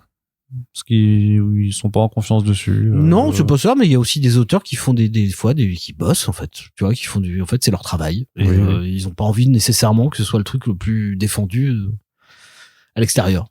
Donc ça arrive aussi. Alors comment tu peux un peu nous le présenter, ce que je te demande à chaque fois, c'est donc lorsque ma vengeance s'abattra sur vous, comment tu le présenterais? Alors c'est un livre écrit par Gus Moreno qui est un auteur de romans américain.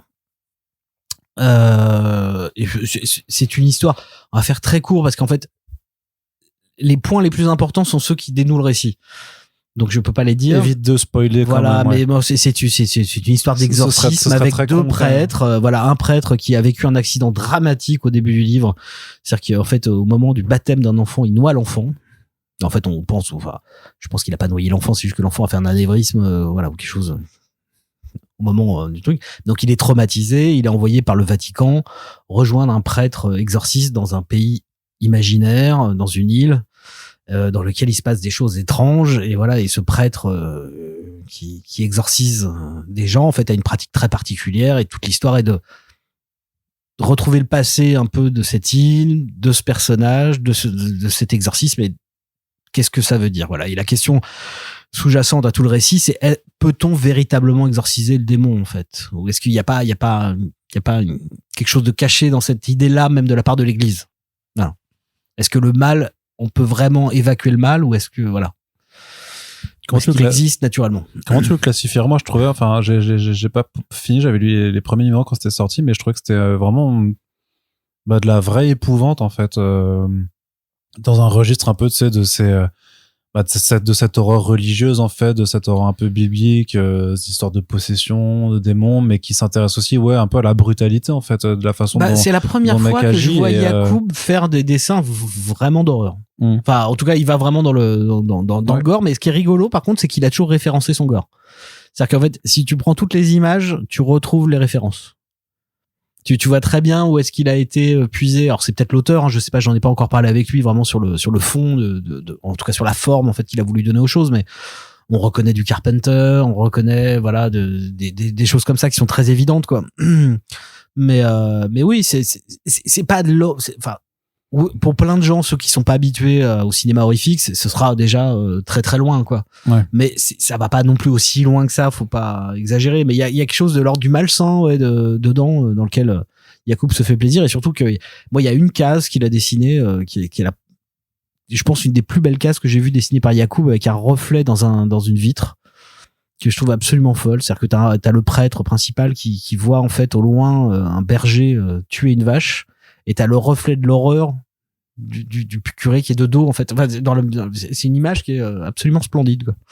Donc il a vraiment poussé le truc effectivement à fond sur l'horreur, et en plus c'est pas le Yacoub, c'est pas le Yacoub de Judas qui est très américain comme très structuré dans son approche. C'est pas le Yacoub d'origine. C'est pas non plus le Yacoub de Lovecraft, mais il tient plus du Lovecraft. Moi, quand j'en ai discuté avec lui, il m'avait dit mais en fait le Lovecraft m'a libéré. Et donc même maintenant c'est plus relâché en fait. Ouais, et maintenant quand je fais même des projets pour les Américains, en fait, j'ai plus peur d'être libre en fait des images que je produis quoi. Donc c'est voilà, en tout cas c'est un récit qu'on va qualifier très rapidement et d'horrifique, avec des prêtres. C'est ça que j'aime bien moi, le fait d'épouvante en fait, tu vois, plutôt que horreur, dans le sens que c'est pas un truc qui fait peur, mais un truc qui te met plus mal à l'aise. Je préfère mettre un peu horreur, parce qu'en fait c'est un terme un peu générique pour plein de gens qui sont pas nécessairement habitués à lire tu vois justement tu vois de l'épouvante ou des choses comme ça, et qui pour eux auront déjà tu vois un niveau peut-être très haut sur certaines images. Donc je préfère dire ça pour que il y ait pas de choc. C'est ton propre trigger warning. Ouais, non, mais je fais attention, parce que je pense qu'il y a des gens qui pourraient, même par ces images qui moi me choquent pas, en fait, pourraient être eux choqués parce qu'ils ont pas l'habitude donc je fais un peu attention, c'est tout. Voilà, c'est pas tout public non plus, faut pas exagérer. Non, c'est pas tout public, mais après ouais, bon, on a des red rooms et des trucs comme ça à côté quoi, tu vois. Donc pour moi il y a quand même toute une échelle de gradation. C'est acceptable, mais c'est pas cross non plus, tu vois. On est voilà, si pour les gens qui ont aimé l'exorciste, ceux qui ont aimé je sais pas The Thing, ceux qui ont aimé voilà. Là effectivement on retrouve ces petits très facilement, mais si on n'a pas du tout cette habitude-là, il y a certaines images qui peuvent être un peu choquantes. Voilà, c'est tout quoi. Mais c'est marrant d'ailleurs parce que tu parlais du dernier jour de Lovecraft, mais c'est cette année que ça a été publié chez Boom Studios. Alors la publication a commencé en fin d'année, en octobre, je crois. Ouais. Et alors juste, je me permets juste cette parenthèse maintenant que j'y repense, mais comment on fait pour découper en single issues un bouquin qui a pas du tout un découpage pensé pour le marché américain? C'est vrai que je suis pas allé, j'ai pas poussé le vis à aller chercher les single issues parce que il y a déjà la forme. C'est pas facile.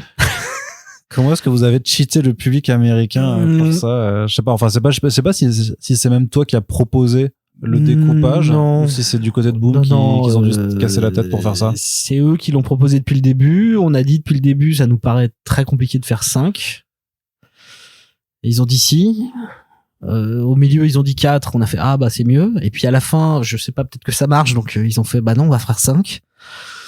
Donc il y a eu quelques combats, quelques échanges un peu houleux des fois, mais en même temps amical. Enfin, Et Bonjour, ce que vous proposez, c'est de la merde. on a des fois voilà proposé plutôt de découper ici plutôt que là, tu vois. On va quand même dans leur sens, c'est normal, hein. On leur fait confiance aussi, tu vois, sur leur marché. On a accepté de changer le titre, l'ADA du bouquin, tu vois, les covers et tout. Mais ouais, il y a des fois, ouais, on est un peu chafouin, donc voilà, c'est pas facile. On a plutôt hâte en fait que le TBB sorte, tu vois, dans son intégralité pour que les gens puissent le lire d'une traite et sans ces coupes qui sont des fois un peu étranges, surtout entre le 4e et 5e issue, ça va être très bizarre, je trouve. Ouais. Après, il y a un truc qui doit être kiffant, je pense, c'est pour tout ce qui est couverture variante, de voir plein d'autres artistes qui s'emparent de l'univers. C'est quand même un kiff, non? Ou tu t'en fous? Je m'en fous. Ouais, non, je trouve, non, mais tu peux le dire, tu t'en branles, tu peux dire je m'en branle. Non, j'irai pas jusque là, mais c'est pas. Ah, je pensais que ça t'intéresserait justement en tant que directeur artistique aussi. Disons qu'en fait, on peut fantasmer un peu le marché américain quand on n'y touche pas. Et non, mais au-delà du marché, juste le fait de voir d'autres artistes s'emparer de votre œuvre, tu vois. Alors, c'était très particulier parce que j'ai passé à peu près, je pense, un mois à dire à l'éditeur américain, dès que j'avais des projets qui arrivaient, puisque je dois valider quand même les couvertures alternatives, à dire pas de tentacules. Mais vraiment, j'ai passé un mois intégralement à répondre à chaque mail en disant pas de tentacules. Voilà. Et donc, à bout d'un moment, j'en avais un peu marre, en fait. Voilà. Mais voilà, c'est pas, ça fait pas rêver l'américain. Ouais, Alors de façon générale, non, particulièrement depuis le début de l'année. Ah oui, non, en plus, sans rajouter la dimension politique, mais non, ça, c'est particulier. Ça se passe bien, il y a pas de souci, mais en fait, moi, je pense, j'envisage plus la publication américaine, tu vois. Tu vois, quand je pense BD américaine, je pense Karen Berger, tu vois. Tu vois, plus ces dimensions-là, tu vois. Et là, c'est quand même plus, t'es face à une industrie, quoi, tu vois. Une industrie qui est pas toujours très maligne. Donc c'est pas facile, c'est pas l'enfer, c'est pas terrible. On est très content que le livre soit publié. On est content parce qu'on est présent et qu'on valide et qu'on travaille avec eux. Mais ça reste quand même très particulier. Donc encore une fois, moi j'ai plutôt hâte que ce soit un TPB parce qu'on l'a pas prévu, encore une fois, comme tu le disais, pour qu'il soit découpé. Donc on se retrouve avec un truc sur lequel on se pose beaucoup de questions aussi quand même. Ouais. Après c'est pas ton ressort, quoi. Voilà, c'est pour ça qu'aussi on leur fait confiance. C'est eux qui ont fait le choix. Hein. Non, mais on leur fait confiance, tu vois. Nous, on leur a dit, on leur a expliqué nos doutes, on s'est exprimé. On a dit, bah oui, ok, bah on vous écoute, mais par contre, essayez de le couper plutôt ici que là, parce que c'est bizarre de couper une scène au milieu et de pas achever la scène pour les lecteurs. Donc voilà. Mais c'est une expérience singulière, voilà. Mais on n'est pas mécontent, mais on n'est pas non plus, voilà, on est dubitatif. Très bien. Je continue, je ferme la parenthèse pour 2026 avec donc en mars une nouvelle création originale. Il sera repoussé en juin. Qui sera repoussé en juin. Parce que les dessinateurs, des fois, ils ont besoin de plus de temps. Il n'y a pas de souci avec ça, mais on va quand même faire comme si elle était toujours... Comme si elle était en mars. Comme si elle était en mars, juste pour en parler en tout cas. Grindadra. Ouais, Grindadrap. Drap, on prononce le P. Le P n'est pas muet. Je ne sais pas. Les îles Féroé me sont lointaines. C'est Danemark, les îles Féroé? Alors, si tu me poses une question en géographie, c'est vraiment que tu n'écoutes pas First Print, parce que sinon tu saurais que je suis le pire, mais vraiment le pire dès qu'on parle de géographie. Vraiment, je suis pas très bon non plus, donc du coup on va dire les effets il y a de l'eau aux alentours, quoi. Non, mais par contre, donc de Abdelkader Lakouri et Dimitri Fogolin. Ouais. Donc une nouvelle création. Est-ce que tu peux juste un peu nous parler de ce projet aussi, comment de quoi ça parle et comment ça s'est présenté à toi, alors, parce que c'est donc la deuxième créa originale de 404 Graphiques. Écoute, ils me l'ont présenté, c'est vraiment l'équipe qui m'a présenté le projet. Je sais même plus à quelle occasion, peut-être à Angoulême, il y a peut-être 2 ans, je sais même plus, tu vois. En fait, je sais que c'est eux qui m'ont amené le projet. Et moi, je connaissais déjà un petit peu le travail de Dimitri, qui est un illustrateur en fait à la base, qui est coloriste en fait dans la BD, il fait énormément beaucoup en France. il fait beaucoup sur. Alors je l'avais noté sur les Reines de sang, sur le siècle des ombres. Voilà, mais ça c'est son travail alimentaire, on va dire, de faire de la couleur. Et sinon, il est illustrateur, il est primé en Italie en tant qu'illustrateur, hein, parce qu'il a fait de la presse, tout. Il est assez connu pour ça. Et moi, je le connaissais plutôt son travail de ce côté-là. Donc j'aime beaucoup. C'est un dessinateur qui a un trait très anguleux. Vraiment très très singulier qu'on retrouve pas beaucoup en Europe, et j'ai quelques cas comme ça un petit peu aux États-Unis. Mary Enger notamment aux États-Unis, je sais pas si tu vois ce qu'elle fait, qui est une illustratrice qui a publié 2-3 livres chez Dark Horse. Bon, ça me dit rien, mais je regarderai. Mais voilà, c'est encore une fois c'est très anguleux, et en même temps c'est un illustrateur, donc il y a quand même de la profondeur. C'est très très singulier. Donc c'est ce projet qui se passe autour de Green Dadrap, et donc de ce massacre des cétacés tous les ans. Ça, c'est quand ils tuent des dauphins dans les eaux et que l'eau devient rouge de sang. Voilà, et en fait, t'as tout ce bassin là qui devient rouge de sang. Et en fait, on part de ce principe-là, sauf que le récit est placé pendant la Deuxième Guerre mondiale, au moment où les Anglais, en fait, se méfient un peu des nazis qui tournent autour.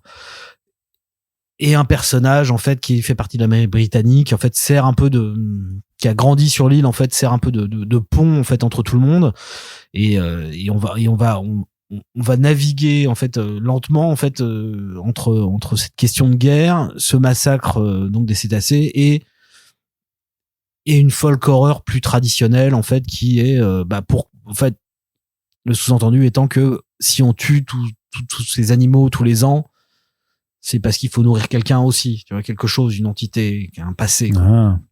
Voilà. Et donc la question est, qu'est-ce qui est le pire en fait, ça, pour préserver ce passé, ou la guerre qui fait les mêmes dégâts en fait avec les hommes, tu vois. Et donc c'est faire se rencontrer les deux, quoi, la tradition et la guerre, tu vois. Et donc voilà. Et donc c'est un propos moi qui m'intéressait, qui est très dans le genre, qui est jusqu'au boutiste, hein. C'est-à-dire que on commence vraiment par un récit, voilà, où je pense que les gens, tu vois, se disent on connaît la guerre, les nazis, tu vois, les îles Féroé, c'est très beau, tout machin. Et très rapidement, on tombe dans le jusqu'au boutisme total. Ok. C'est une bonne façon de présenter les choses. Et donc, effectivement, ça appartient au royaume du Danemark, et c'est dans la mer du Nord. Enfin, c'est. Ouais. Donc, j'avais pas tort. C'est au-dessus du Royaume-Uni, pas très loin de la Norvège non plus, mais voilà, c'est dans cet archipel. Enfin, archipel, c'est pas un archipel du tout, mais c'est dans cette zone géographique. Voilà. Donc, non, mais c'est un récit qui est super bien mené. La couverture est mortelle, hein, pour le coup. Et avec des personnages très très ambivalents. Et c'est ça qui me plaisait aussi, c'est que c'est pas des gentils et des méchants. Non, et je voulais ils sont tous affreux. Alors, et puis surtout, je voulais que les nazis restent des nazis, même s'ils ont potentiellement des actes héroïques aussi, restent des nazis. Ouh là là. Non mais en fait, si tu veux glorifier des nazis, justement, attends 2027. Attends 2027. J'aime cette idée de l'ambiguïté humaine, tu vois, dans ce récit.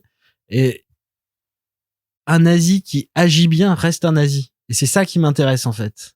C'est-à-dire que je suis pas ça n'excuse pas justement sa posture, c'est juste même et en fait, cette ambiguïté, si tu veux, moi, en tant que lecteur, j'aime bien parce que justement, ça me met dans des coins que j'aime pas. Ça te travaille, ben ouais, c'est ça, ouais. Ouais. Voilà. Et donc, il y a beaucoup d'éléments comme ça que je trouve très intéressants, et on a énormément aussi travaillé sur les couleurs avec Dimitri. Vraiment beaucoup, ce qui fait qu'on a vraiment des teintes pas habituelles. On a vraiment travaillé, voilà, sur ce rouge, en fait. C'est du Pantone ou pas? Pas sur l'intérieur, sur la couverture oui, mais à l'intérieur on a vraiment travaillé sur des couleurs primaires. Mais l'idée qu'en fait la guerre vient aussi du ciel, vient de la mer, et donc en fait on mélange, des fois c'est le ciel qui est rouge, des fois la mer, enfin tu vois, il y a toute cette question de dialogue entre les couleurs, et je suis super heureux vraiment du résultat, et c'est pour ça je lui ai donné un petit peu plus de temps, parce qu'en plus il a voulu rajouter quelques pages, donc je peux pas lui en vouloir. Il est sur la fin là vraiment, mais on avait besoin de gagner un petit peu de temps, et surtout d'avoir le temps de le promouvoir, tu vois, convenablement. Et là, une question qui est très très naïve, mais par rapport à ce qu'on disait avant sur Delcourt, c'est pas un truc où ça a été fait avant. Oui, mais est-ce que tu aurais pu en cours de route dire en fait on va vous le mettre? Non, pas en cours de route. J'aurais trouvé ça un peu bizarre, tu vois. Mais entre guillemets, c'est mieux peut-être pour de la créa originale d'être sous le label Delcourt.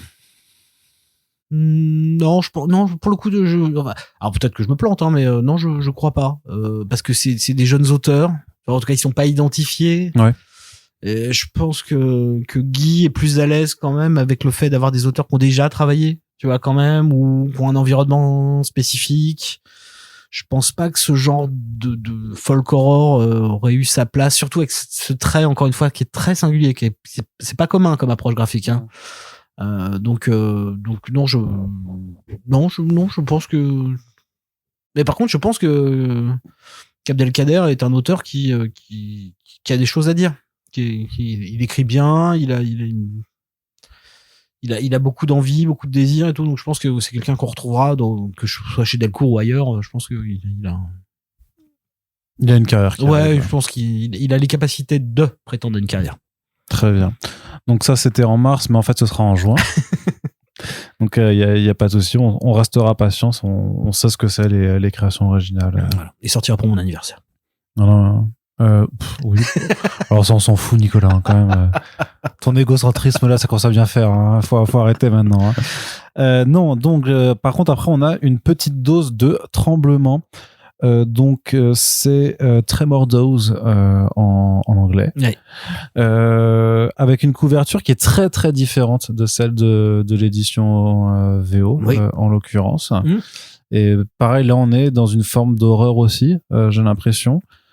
Puisque c'est quelqu'un qui voit une personne dans ses rêves et en fait à un moment elle va tomber sur une annonce qui dit est-ce que tu as vu aussi cette personne dans tes rêves, et donc on est visiblement sur quelqu'un qui s'amuse à se balader dans les rêves des autres. Voilà. Ce qui est un concept relativement terrifiant en fait, puisque t'es vraiment quand tu dors et dans tes rêves, c'est ton propre la question c'est est-ce que tes rêves t'appartiennent. Voilà, c'est ta plus propre intimité, donc si quelqu'un peut aller dedans, c'est ultra ultra dérangeant. Titre publié sur Comixology Originals au départ. Donc, vas-y, raconte-nous un petit peu le... C'est pour moi, ça fait partie de ces titres, tu vois, comme quand on avait publié Âme Augmentée. Ouais. A priori, c'est vraiment ce qui s'en rapproche. Enfin, d'un point de vue mood éditorial, voilà, tu diras, c'est si vous avez aimé Âme Augmentée, c'est là-dedans. Ouais, le truc, c'est que ça fait partie de ces titres. Je dois avoir 3-4 titres, si tu veux, dans ma besace, tu vois, de trucs qui sont des titres qui ont été publiés entre 4 et 5 ans et qui sont des titres qui moi me plaisent énormément, mais où à chaque fois je sais que si je peux pas les faire une année avec tous ces titres là, donc en fait j'essaye de les distiller en fait, tu vois, tous les ans, et ça fait partie de ces titres moi qui m'ont vraiment marqué, parce que Noah Bailey est en train de prendre un peu de puissance en ce moment aux États-Unis. Il travaille de plus en plus avec Onipress et avec d'autres gens. Il a fait d'ailleurs même un autre livre là de SF chez Onipress qui était très bien.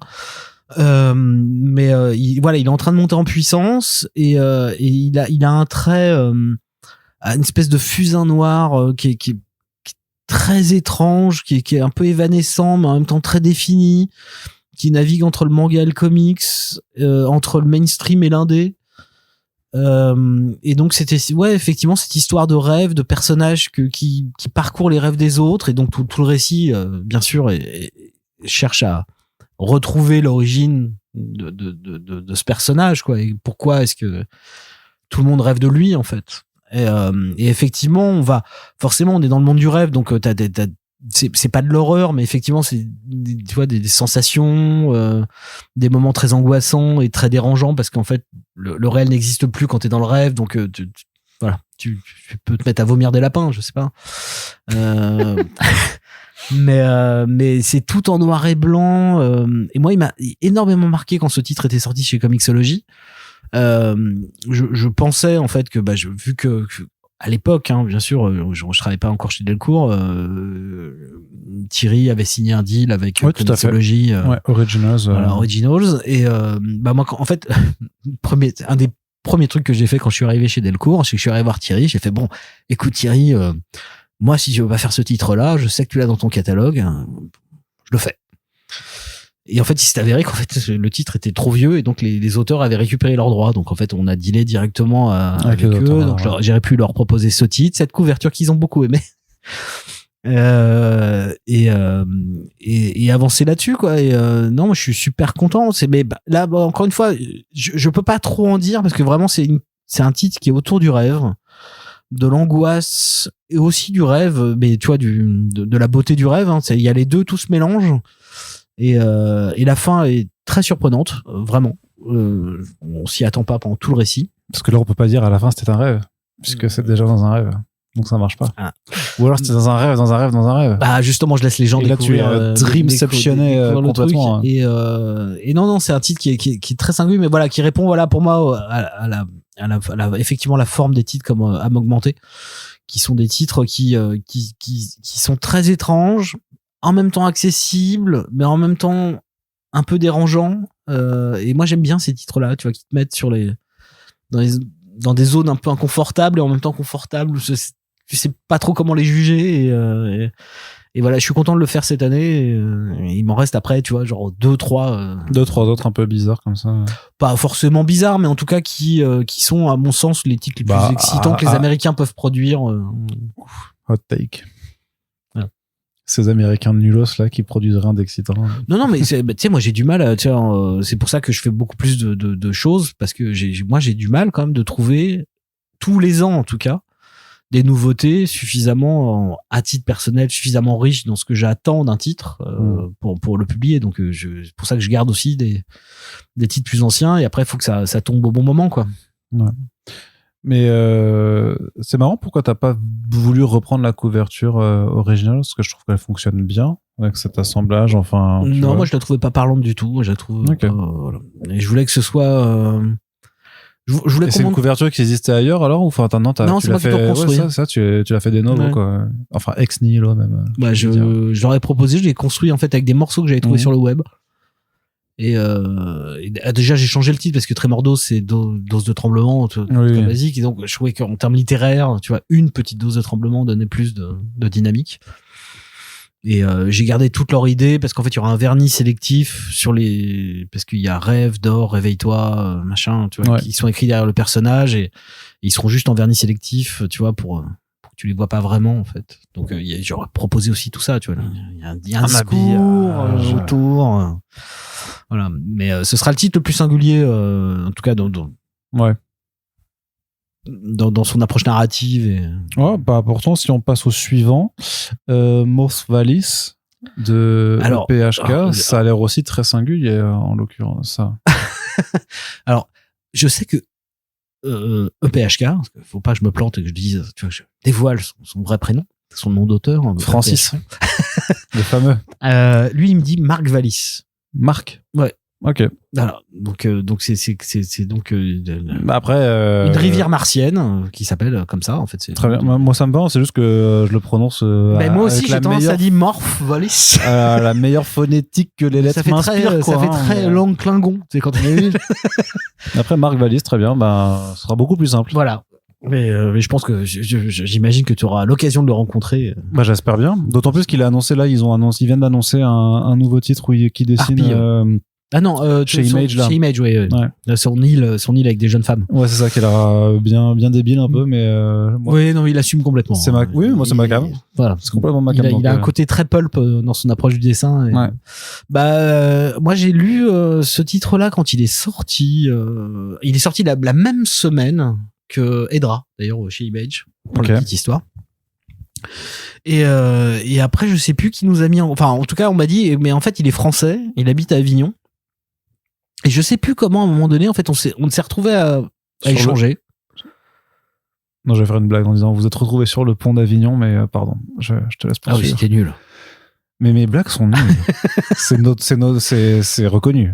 C'est pas là maintenant, j'en ai conscience désormais. Non, mais les gens qui nous écoutent, ils sont au courant aussi, t'inquiète pas. Donc, bref, on s'est retrouvés, je sais plus à quelle occasion, je sais plus si c'est lui ou moi. Vraiment, j'ai plus de souvenir de comment on s'est retrouvés à se parler. Mais moi je lui ai dit, écoute, moi j'adore ce que tu fais. Il a un nouveau livre qui sort, je sais plus, Ignition, non pas Ignition, une autre maison, j'ai oublié, pas Bulgarian, une petite maison américaine. Il sort un titre qui s'appelle Harpy en ce moment. Et il me l'a envoyé et je lui ai fait, écoute, moi j'aime beaucoup le titre, mais le problème c'est que je trouve ça trop ambitieux comme première publication. Je pense que je préférerais commencer par Marc Valis parce que c'est un titre très pop, pour la petite histoire. Donc c'est un récit vraiment de SF, intégralement écrit en martien.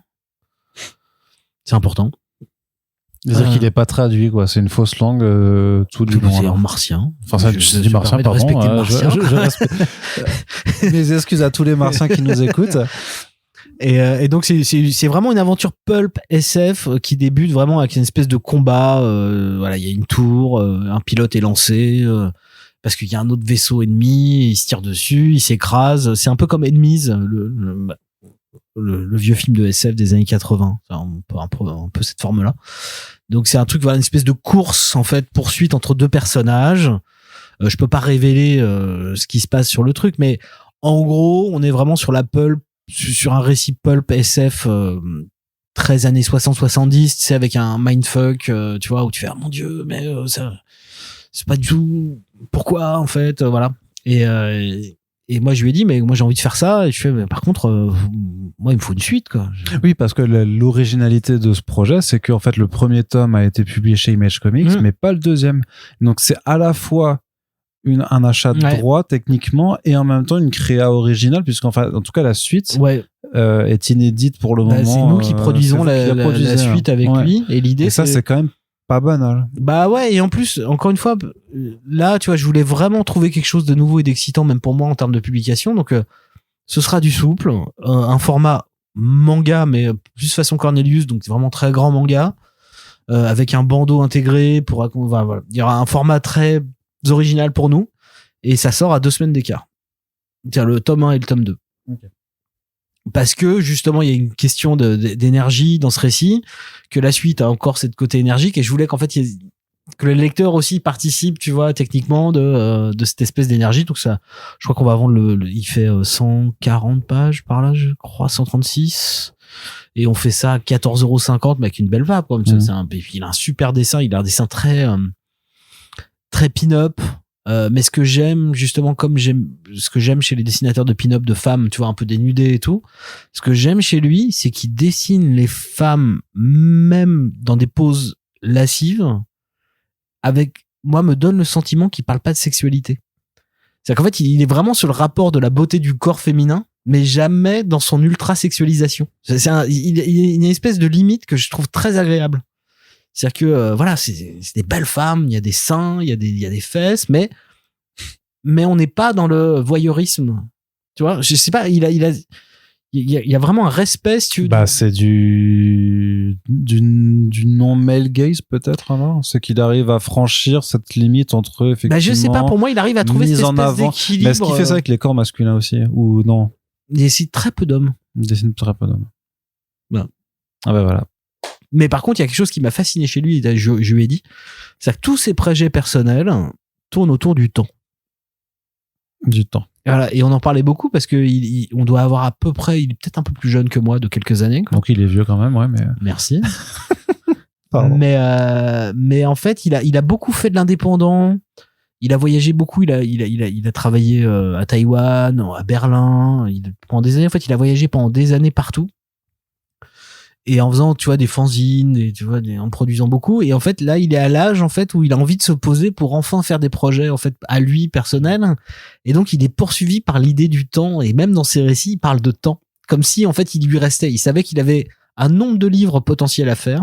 Et que, en fait, même ses livres parlaient du temps qui lui reste. Je pense que c'est bien, je vais faire une thérapie avec lui, là, du coup, ouais. Sur le temps qui passe. Ouais, et c'est fascinant parce que je lui ai dit ça, il m'a fait, non, mais t'as raison, en fait. Et c'est drôle parce que, voilà, tous ces bouquins, tous ces projets personnels tournent autour de ça. Mais voilà, alors je rassure, ce sont 2 femmes qui se font course-poursuite dans le premier Marc Vallis. Je raconterai pas l'histoire de la deuxième partie parce que elle est inédite. Hein. Et puis là, tout sera défini par la lecture de la première partie. Mais c'est 2 femmes qui se poursuivent, qui sont effectivement, voilà. Belles, tu vois, qui répondent à des critères. Il y a ce côté pulp jusqu'au bout, quoi. Tu vois, mais encore une fois, c'est moi, je suis très mal à l'aise avec la sexualisation, tu vois, du corps. Et là, il m'a jamais, bizarrement, c'était une des rares fois, en fait, où je disais quelque chose avec des femmes, tu vois, pas visibles, tu vois, dans leur corps, mais où j'avais pas l'impression de regarder des corps, en fait. C'est-à-dire qu'il les dessine comme ça, mais en fait, il joue pas avec le too much, quoi. Tu vois, il dépasse pas une certaine limite, quoi. Donc j'ai trouvé ça très intéressant. Il a vraiment un trait absolument magnifique. Et il est français, bizarrement. Donc il est de retour en France depuis 4 ans. Il habite à Avignon. Et effectivement, il bosse avec Image, il a fait des couvertures pour Boom Studio, il a beaucoup travaillé avec Rick Remender. Il fait beaucoup de couvertures pour Rick Remender, tu vois, sur tous ses projets et tout. Donc, il a un vrai réseau, mais il est discret. Ouais. Assez discret. Et je suis très content parce que voilà, je sais qu'il aime beaucoup mon travail en tant qu'éditeur, en tant que, tu vois, avec la maison, et donc il est aussi très content qu'on puisse bah oui. lancer ce truc ensemble. Et voilà, ce sera un projet, voilà, je te dis, 2 tomes, de 136, 140 pages, j'ai plus vraiment tous les chiffres en tête, mais 2 semaines d'écart, 14,50 €, et un format nouveau pour nous, parce que voilà. Bah après, t'avais déjà fait du souple avec ce bouquin venu d'Italie. Oui, La Fleur de la Sorcière. Ouais, La Fleur de la Sorcière. C'était votre première année de publication, je crois, de mémoire. Ouais, mais donc, là, ça fait. Mais là, ce sera différent de ce format-là aussi. Ouais, parce que là, c'était plus taillé album jeunesse en général. Parce que là, t'as un bandeau en fait qui fait la moitié de la couverture, qui raconte en fait, qui est pas un bandeau publicitaire, qui fait partie de la couverture, avec un vernis très particulier sur la.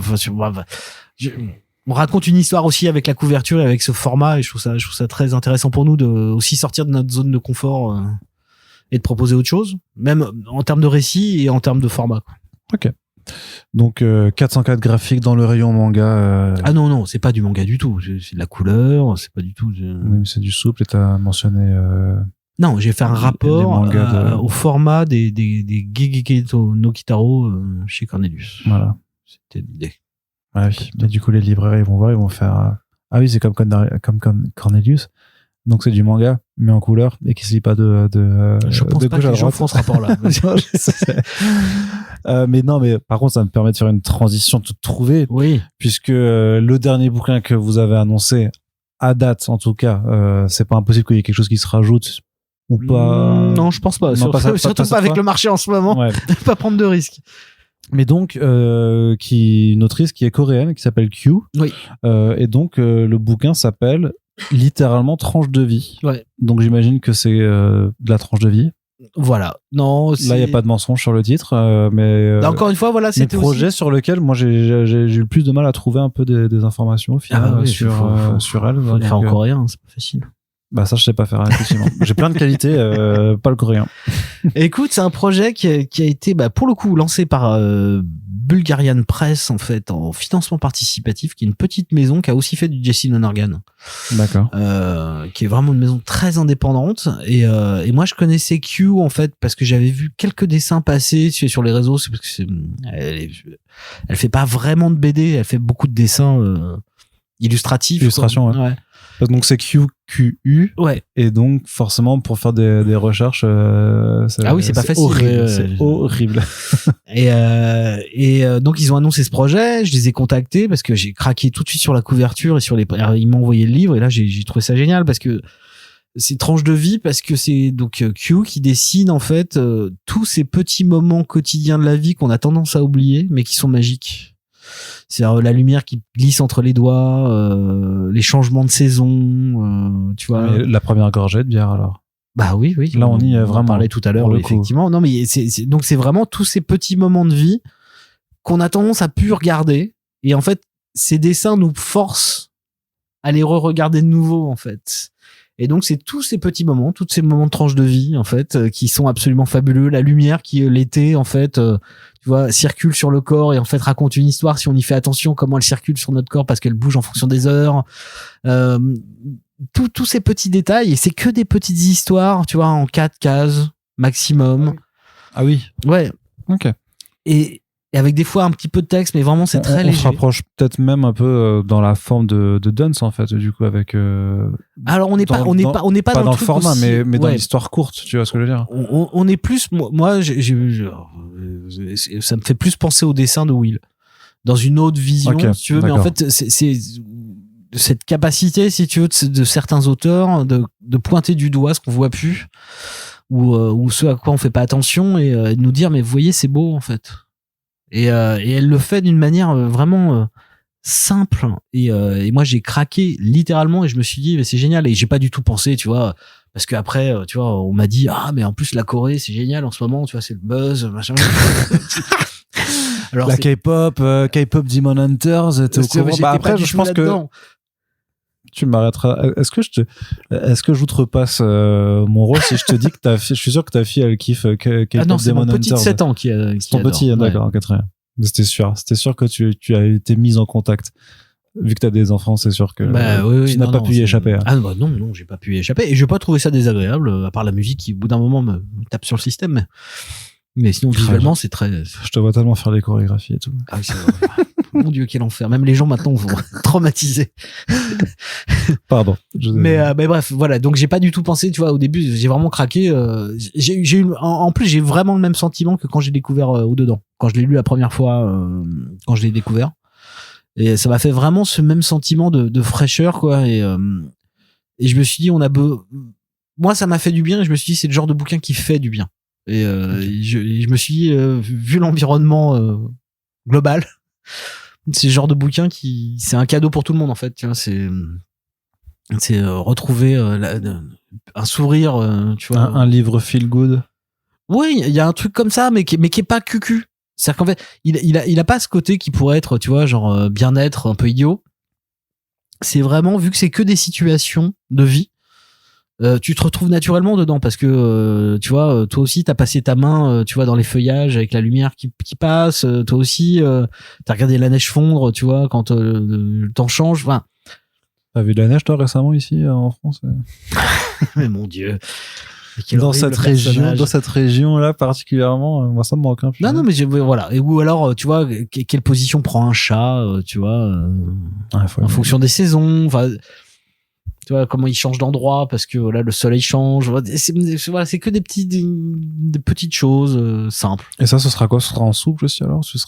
T'as déjà prévu? Non, je pense que je vais faire un hardcover, un très beau livre pour le coup, parce que il y a un petit côté table book, tu vois. Je vais essayer de pas monter le prix, tu vois, inutilement pour le coup, mais non, c'est plutôt un livre que t'as envie de garder, tu vois, que t'ouvres pour avoir le sourire. C'est un peu ça l'idée, tu vois. Donc il y a un côté feel good, mais encore une fois, il est pas idiot dans son approche, quoi. Très bien. Et on essaiera c'est prévu en tout cas le projet est en travail de faire venir Q. Ah oui, ok. D'accord, ok, quand même. Ouais. Elle vient parce qu'elle est coréenne, mais elle vit en Corée. Alors? Ah oui. D'accord. Et vous aurez un interprète? Oui. D'accord. C'est compliqué pour les interprètes sinon. Hein. Non, mais on est. C'est-à-dire que j'ai 10 mois pour apprendre le coréen, quoi. Ce qui pourrait être un bon challenge de vie, mais. Mais c'était aussi excitant, tu vois, ces titres là qu'on a prévus cette année. Là, par contre, celui-là, il change radicalement quand même un peu de tout ce que vous avez fait depuis 5 ans quand même. Ouais, mais je crois qu'on a besoin de ça aussi, même nous tous en interne, tu vois, que ce soit moi, que ce soit la promo, que ce soit le marketing. C'est aussi une promesse, je crois qu'on s'est fait, tu vois, de retrouver constamment, si tu veux, désir de faire en fait. Et donc on a besoin de se surprendre, de prendre des risques. Et d'aller à l'aventure, quoi, parce que c'est une aventure qu'on vit tous ensemble, quoi, avec les auteurs et avec les équipes en interne. On a tous besoin de ça, tu vois. Faut qu'il y ait un challenge, tu vois, des choses nouvelles à proposer, des nouvelles approches, parce qu'on a envie de ça. Enfin, on sait que c'est une façon de vous challenger aussi, peut-être de travailler sur des bouquins que vous avez pas eu forcément l'habitude de faire. Ouais. Et puis j'aime l'idée qu'on soit identifié pour certaines typologies de livres, mais j'aime aussi l'idée que on soit, tu vois, marqué par le fait qu'il y en a certains qui sortent du lot, mais qui bizarrement, malgré leurs différences, sont quand même en lien avec ce qui est l'essence de la maison.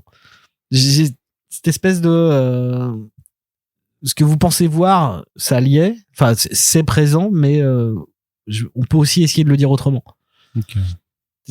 Voilà, je trouve ça excitant, quoi. De toute façon, je pense que globalement, quoi qu'il en soit, je serai incapable de faire des livres qui parlent pas d'intériorité.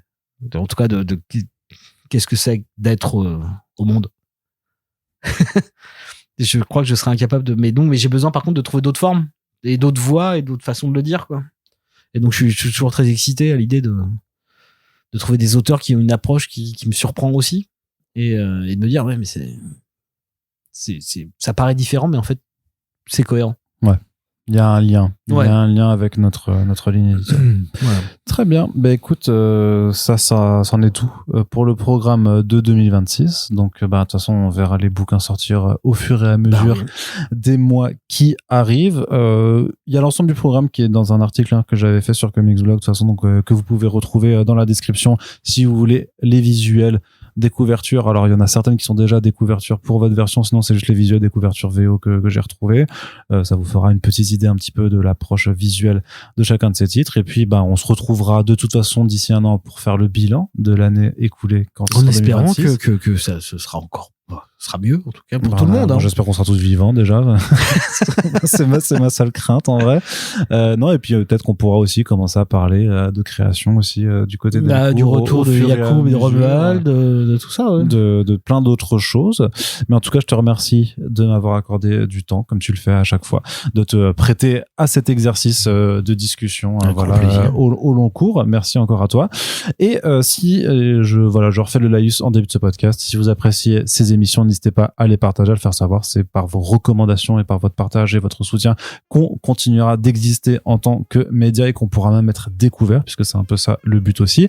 Et en attendant, on espère que ça vous a plu. Merci à toutes et tous de nous avoir écoutés. Nicolas, je te dis à très bientôt. Salut! À bientôt!